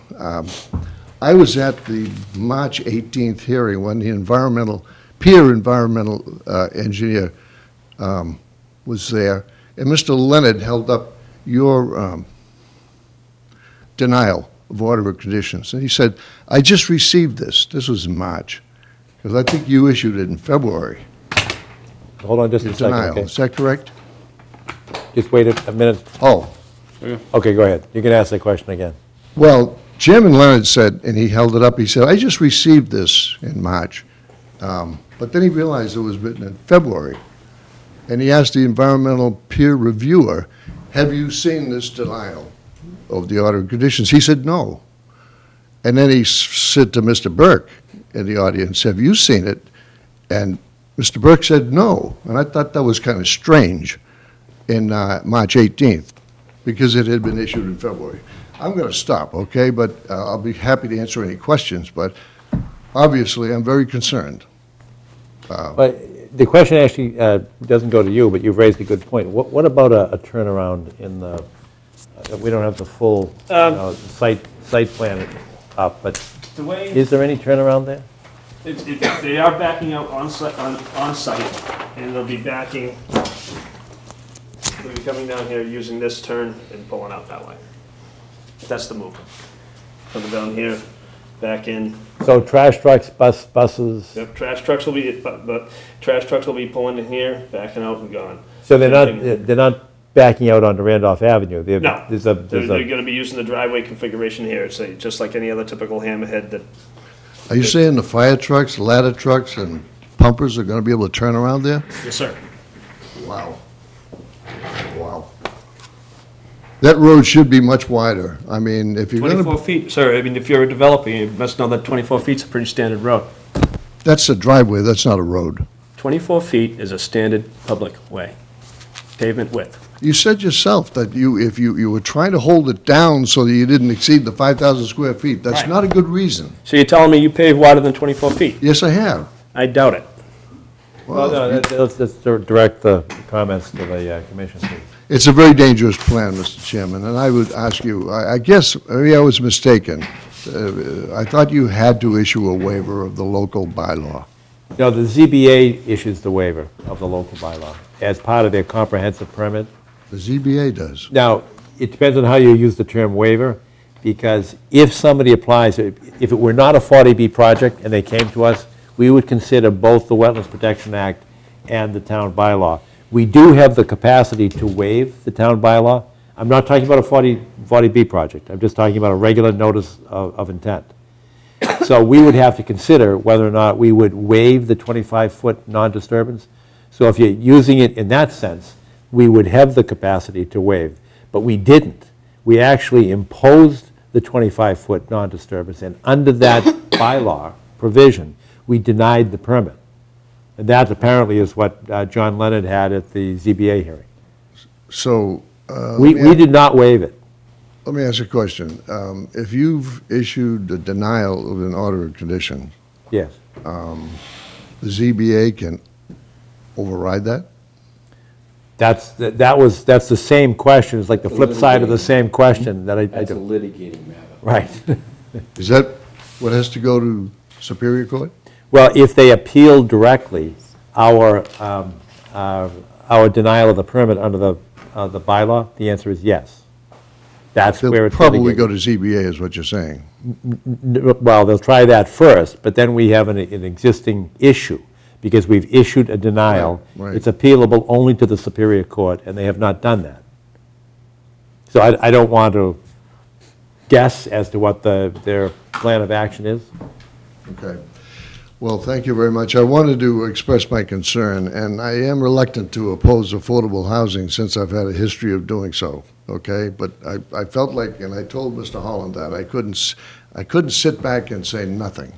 All right, well, I appreciate it, Mr. Mullen. Thank you very much for coming in. All right, thank you. Would anybody else like to be heard on this issue? We have plans to meet with you they're first on the list? They're at 8 o'clock. 8 o'clock? What's that? With the Board of Zoning. Yeah, right. We have a joint public meeting? I figured you guys would be sick of walking that site. I am. At least it doesn't have 8 feet of snow on it right now. Yeah. Yeah, it's a lot easier to walk. Yeah. As long as you have hip waders on. Well, no, there's Go back out to the highway, don't worry. Yeah, I get flankers. All right, so are we meeting, where are we meeting? DPW yard. DPW yard? But yeah, there's you won't have to cross the wetlands at the DPW yard. But I do still recommend wearing boots. Okay, fair enough. All right, I appreciate it. Anything else? All right, well then, with your assent, we will continue this until Saturday, the 18th. Okay. Do you want to? What's the date for the next hearing in May? 12, did you say? 12. May 12th. Okay. But that is a Yeah, I public meeting. understand. Yep, I just, Okay, fair enough. May's filling up too, you know. So just to clarify, this hearing is continued to May 12th? No, To the 18th. To the 18th. Just Saturday. The sidewalk. Because that's They'll a public continue it meeting again. and you're on the They'll agenda. continue it again. Okay. All right. I'll be there. Does that mean you're not going to be there, Marilyn? I think I'm not going to be at the sidewalk. We're looking forward to see you in your boots. I have boots. I've spent a lot of time in my boots this winter.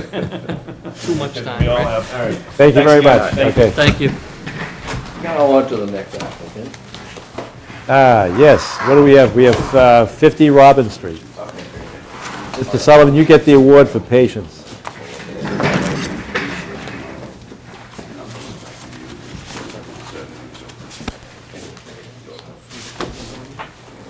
Oh, okay.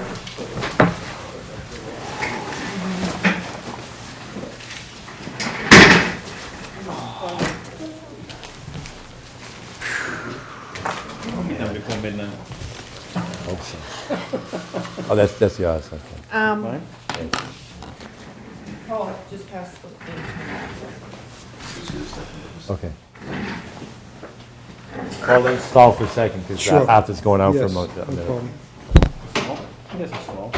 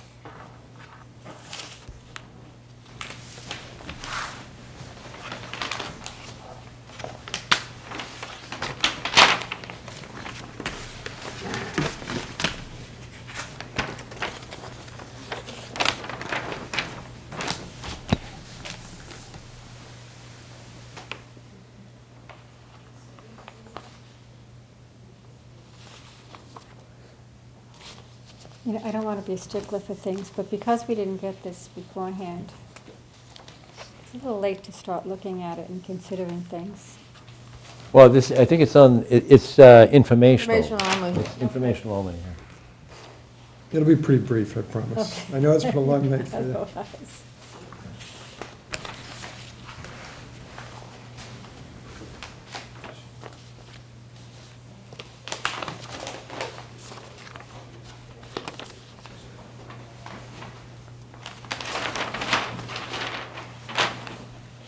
Thank you.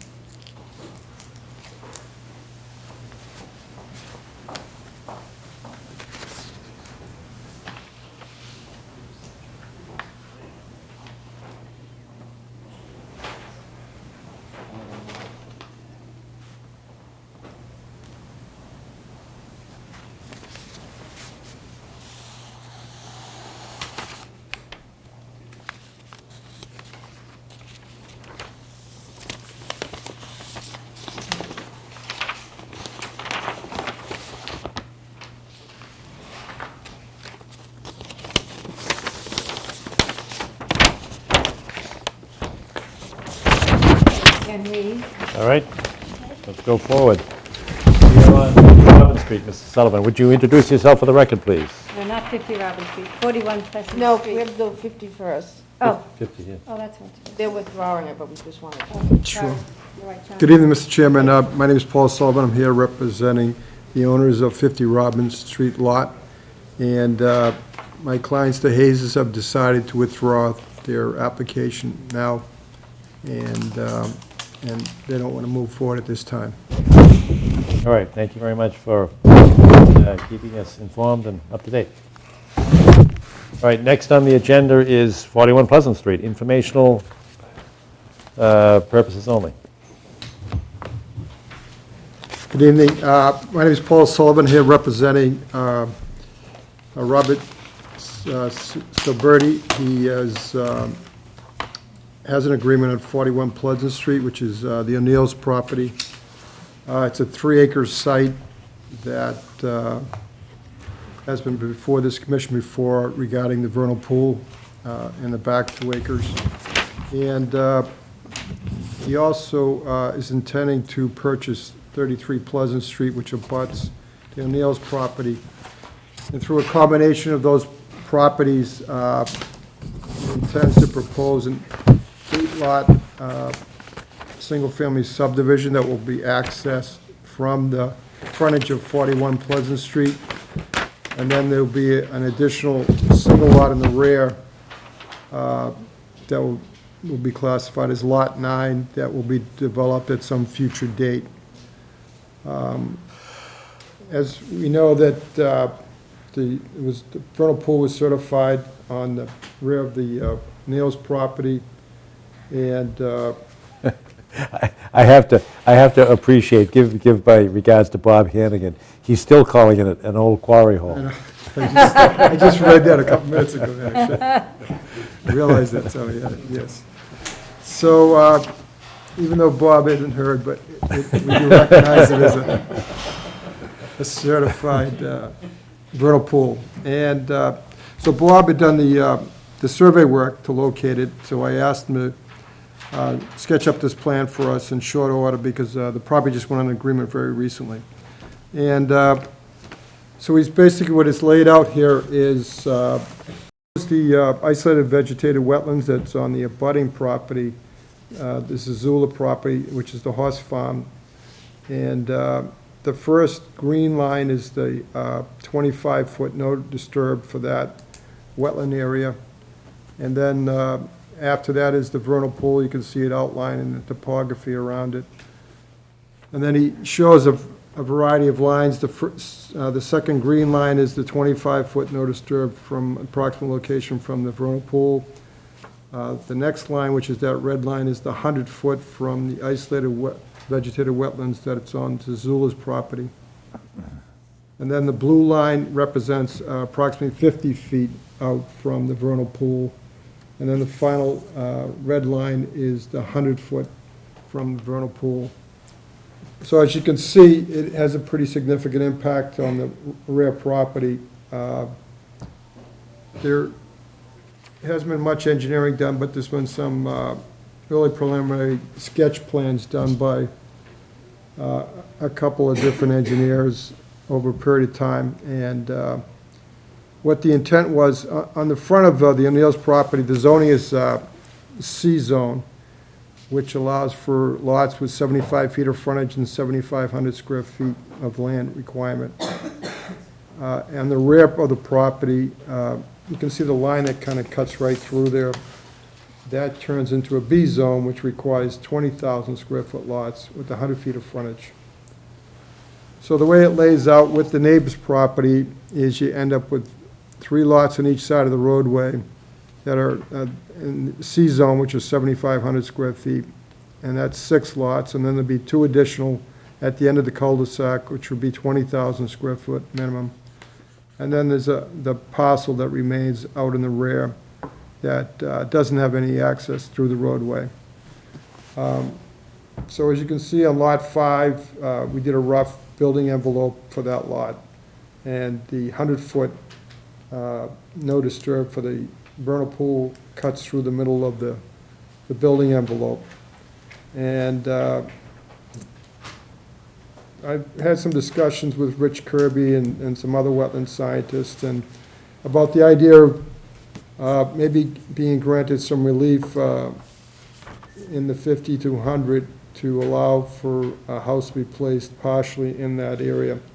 And in return, the developer would improve the buffer area by removing invasive species, improving the soil conditions, and maybe planting native species in that area. Obviously, to to make any kind of final decision, I'm sure you'd require a very detailed plan and landscape plan, which we haven't really had a chance to do any of that work yet. But I guess tonight, it's just I'm trying to look for some guidance, if you consider some relief from the 100-foot, and if you would, what you would require us to submit to make that decision. Well, I guess my first response is that it's not within our charter to issue advisory opinions. If we had a notice of intent before us, we would respond. Sure. And, I mean, you've been before us enough that you probably know that there are some strict constructionists here, and there are some less strict constructionists here. Sure. So to some extent, I mean, the bylaw itself provides for a possible waiver, which we just discussed with Mr. Mullen. So that it's certainly possible under the bylaw for us to grant relief. But I think, again, you've been before us enough that we tend not to, although not with respect to vernal pools, but we try to be as consistent and uniform in applying the 25-foot zone. I mean, I'm not going to tell you we haven't had exemptions. In fact, we're going to see one on Saturday to see whether or not somebody can put a back porch up at 395. Sure. You know, that's one. So it's been done. I have no idea what's going to happen Saturday. But I can remember in the past doing it. But it's usually a very small intrusion. And that's with respect to the general application and not the vernal pool.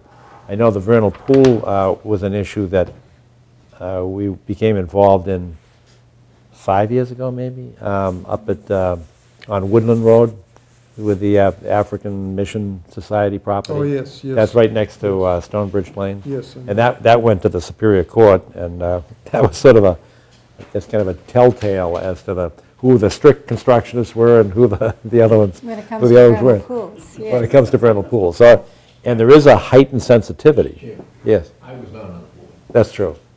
So which one are you, a strict constructionist or a liberal? Liberal. Well, I guess we all know where you lean.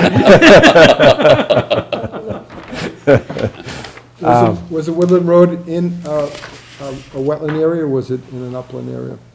Well, the house is on wetland, but the issue was it was at 100 feet away or not. But there was actually an additional, and that was whether or not there would be an impact that went beyond the 100 feet. Because it seems. And the Superior Court, basically issued a ruling that said, no, it's 100 feet, period. So we do have some history of, using that 100-foot mark and applying it strictly. Sure. But I don't want to foreclose somebody coming in, because under the bylaw, you can make that argument, and we would actually have to have two votes. One as to whether or not there should be a grant, and you've correctly cited the language that the burden is upon the applicant to show that there be no significant adverse impact on the interests that we protect. And in this case, the vernal pool does have a lot of definition. And we were just talking about it with the last applicant, about Matt Byrne, who gives a seminar. And part of that seminar at the Mass Association of Conservation Commissioners, he actually has got like a map, and he shows us, the radius of how far salamanders walk, and it's pretty interesting stuff. But that's why there is a heightened degree of protection for vernal pools, because of the amphibians that breed there. Right. So I know I'm kind of kicking around. Yeah, Bob Hannigan actually attended that today, so. I did? Yeah. That's pretty interesting. But Mr. Sullivan, you're looking for this relief so that the developer can get 8 houses in here. On this Just so, lot. possibly could fit a house on Lot 5 anyways, but to have a, So you said he could? It's possible. We just started really looking at the plans. This is more of a sketch plan. Well, is that true for Lot 9 too? I know there's a right-of-way at the back. I don't know who has access to the right-of-way. It hasn't actually been defined yet. It's still being researched who has it. It actually has, yes, access to the right-of-way and potentially some access to the old landfill road too. Yeah. But it looks as though, and I know this is preliminary, it looks as though you're asking for this relief so you can get this many houses on the site. And in the absence of relief, you could still build, but maybe not build as many houses. Might have a price implication. Well, it's not just that, it's actually, there's a potential to put a house on this lot, but the rear of the property would be the existing condition, and there'd be no landscaping at all for the rear of the property. So it's not an ideal situation, no. So I wasn't sure if landscaping and improving the existing conditions up there was something that the Well, I don't commission would think- find worthwhile to allow, some. I don't think landscaping would help the critters. And I think the vernal pool interest is different from landscaping. It's really migration paths and the ability for the amphibians to come and go and their breeding process. Would they typically travel in upland routes or on wetland routes? All directions. It does, but ask Bob, because if he went to the Yeah. seminar today, and I think it does. And they actually have maps, and they show how many acres, and some of them are pretty expansive, which I know would send shivers down your spine, because, depending on if you're a real salamander lover, it could be pretty broad in terms of how far they travel. Yep. I don't remember when Matt Burns did the site visit up at there. I know he found fairy shrimp, but I don't remember that he found Salamanders? I mean, it could change from year to year, I suppose, but I think that's all he found. Yeah, there are a number of different critters. I don't know what they're called, but fairy shrimp is one of them. So how does fairy shrimp get into the water and travel? Does anybody know? Not a clue. Oh, and I get your point, that fairy shrimp aren't going to be, Yeah, but if it was crawling just up. fairy shrimp there and there wasn't amphibious, I didn't know if that makes a difference or not. And Good question. I don't have an answer. I don't know. because I don't think Matt Burns found it in the vernal pool salamanders, amphibious. He was looking for egg masses, I think, at the time, but Yeah, I don't that's the think he same found- thing. Yeah. He just found fairy shrimp, but I'm not familiar with fairy shrimp and how they, Yeah, and this spring with 10 feet of snow, it could have other implications. I mean, we just don't know. yeah. There could be more water there, more opportunity, I don't know. Or more washout. Yeah, Less on the other opportunity. hand, yeah. Sure enough. But it actually, I was very surprised at how little flow there was in how much it melted. It was I a mean, slow melt, It slow, melt and slow, it seemed yeah. to just go into the ground Yeah. and supplement and. It was good. We were very lucky. We were very lucky in that fortunate. regard, yeah. Yeah. And yeah, I don't know if I've helped you or hurt you, and that's No, just that's been my impression. Mike, Arthur, Greg, Judith? That's, So maybe we should study the woodland case a little bit too, probably might be helpful. So we just don't have that many vernal pools in Milton. Right, that's why I'm Yeah, not Yeah, familiar you- with the one of few. situation. I think we have 5, I think that's 6, yeah. Certified. Certified, Right. yes, that we know about. Yeah, it'll be very difficult for you to study the Woodland case, I mean- because we had a split vote here, but you wouldn't know that, because when you see the denial, we all signed it, but it was a split vote. Okay. So it will confuse you Yeah, as to I'm- who's on whose side. Just to see what the conversation was with the commission for that, just to get a better sense of it, but. Yeah. I know you weren't there, so. He doesn't want to guilty by implication or Right. whatever it is. So I guess the path to finding out is to file an NOI and see what response we get from that. Yeah, I think so. Okay. Either NOI or RDA. No, the RDA is already done, Done, yeah, because it's already been, determined. delineated and certified. And you could do it again if you did. wanted. What's that? They Oh, it's- did. oh, I know, it's been done a bunch of times. Twice. Yeah. Okay, the last thing, Speaking of Okay, snow, if I thank you. may for a moment, What's that? I was at a New England Board of Higher Education event about 3 weeks ago, and Governor Baker was invited in to present an award. And of course, he had to comment upon the snow and the experience. And he said they engaged a climatologist and a statistician to work together to ascertain the likelihood of this occurring again. 9 feet of snow in 30 days. And they reported out ultimately from their findings saying it was a once in every 26,000 year event. Really? Yeah. Wow. I don't know about that. Let's hope we can hold Yeah. on to that. I guess we don't have to worry about that happening. All right. The additional business, did you see that Paul Molinari did send us a letter? Yes. Wait a minute, just so I'm we can sorry, finish this. Paul. Are Yes, you all sir. set? I'm all set, thank you. Okay, good. All right, Okay, thanks, Paul. thank you. Thanks. Good night. Good night. Night, Craig. But I thought this was very nice, you know, and I think he I tried to gotta do a sit good down. job, and Yes. he's going to send us one more with the snow gone, so. Yeah, June I did get a But kick the out of idea that. that he's paying attention, you know, just Yeah. to get people, you know, aware. You'd be a good teacher, Jim. Right, it was your idea, I think, wasn't it? That's my idea. Yeah, Very good. we'll do that. All right, so, any other business? Yes, I submitted something to you from Milton Academy of repairing their fence. You did. Pictures are there that had snow damage, so they don't have to file an NOI if they. No, they don't. I saw that fence.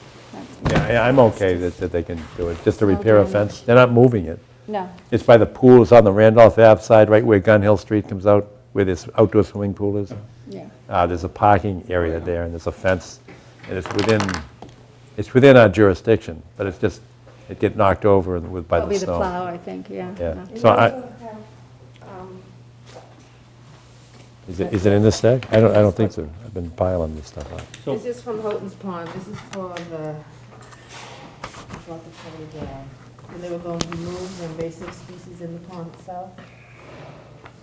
Yes, I do remember that, okay. Okay, and you just have to sign, they just want to extend it now that the new law came in, that they can extend it 3 years. They're getting rid of it using Roundup? What? No, not round. It was already. Rodeo. Now we have, and I'll probably give this to you. Who said rodeo? This is on Randolph Avenue. Roundup? This is where the house is. The It's just trees the in width front of of the the house is Carthaginian. split, and they're looking for if they can remove it. Just been Wait a minute now. listed as a festival. So if it, Rodeo. I'm not surprised. that was in effect or existence during the period, so if you would go back to 2008, and under the old rule, it existed for 3 years. Like if they did a delineation, or if we approved something, they had 3 years to actually This is do to it? get rid of the invasives using a chemical in the pond, right? Correct. And Yeah, we but- okayed that about 2 years ago. 2012. Right, 3 years. I'm Okay. I'm questioning Okay. this act. The act grants an automatic 4-year extension to any approval or permit that was in effect or existence during the time period beginning on August 15th, 2008, and extending through August 15th, 2012, beyond its otherwise applicable expiration. Okay, and was it within that time? Was it in 2012 before, Yeah, it was, say, August? Okay. it was May. It was May of, But that doesn't sound like that. So they don't need to submit because they've got another 4 years.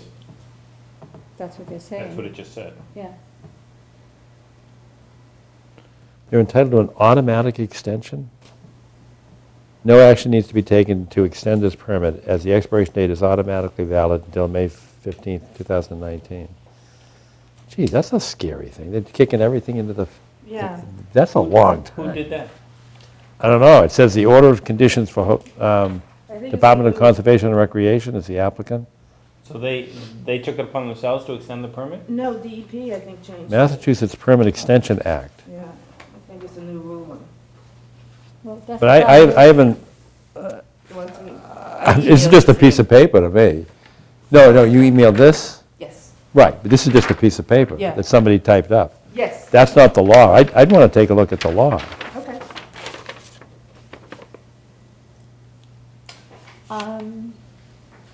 Yeah, they can certainly remove the tree. It looks like it's dangerous. And they're going to replant What are you talking Yes. about? right here. See the tree split this winter on Randolph Ave? Is it a homeowner? Yeah, homeowner. Kathy, I'll take this and see Okay. if I can find what the law says. Okay. That sounds odd. That you've got 7 years to do something or to continue to do something? Well, you've got a 3-year 3 years, permit, and then- and there's a 4-year extension. Right? Right, yeah. That's what they say it says, but the law's not here. Yeah. I just Okay. like if they need it right away, we can address it on Saturday. Okay. I'll try to find out more about the law tomorrow. 'Cause I'm not familiar with it. Can I ask a couple of questions, advisory questions? Sure. I need to repave my driveway. My driveway goes over a brook. It was previously approved by the Conservation Commission. But do I need to come to the Conservation Commission to repave my existing driveway? I don't know. All in favor? Depends upon whether you're loose. Wait a minute. Are you a strict constructionist or not? I am a strict constructionist. Fine, I don't care, just tell me what to do. To repave it. So you get all those petroleum products, and how close is it to the brook? Goes over the brook. I got a culvert, Over the brook? my driveway. Sidewalk. Yeah. File a notice. You know what I think you should do, to be honest with you? Just to protect yourself and us, you should file an RDA. The RDA is quick and easy. I mean, I don't see an issue. I mean, the driveway exists. But then you have But to you'd have to recuse yourself from deliberation. Right. And you have to be nice to all of us. In order to. How does it feel to be over a barrel? You never see me. Oh, it does. No, I think in order to avoid the appearance Clearly of it's split and it is impropriety, dangerous. I think that would be a good idea. Replace So I'll it. just file an Do you want me to call IDA them? for everything in No, I can call them. So Call them are and we- tell them, you know, I are we can done? see it's a little crowded. Yeah, Kathy, anything else? Replace it with is, We're done. you know, Kathy, one that's it? tree, Woohoo, it's not midnight yet. one, because it's, just tell them tree, but Move they to should close put the some meeting? shrubs. Yeah, second. Didn't mean to take that. All in favor? So one Aye. tree, Aye. a native, can be Okay. small. Shut the TV off.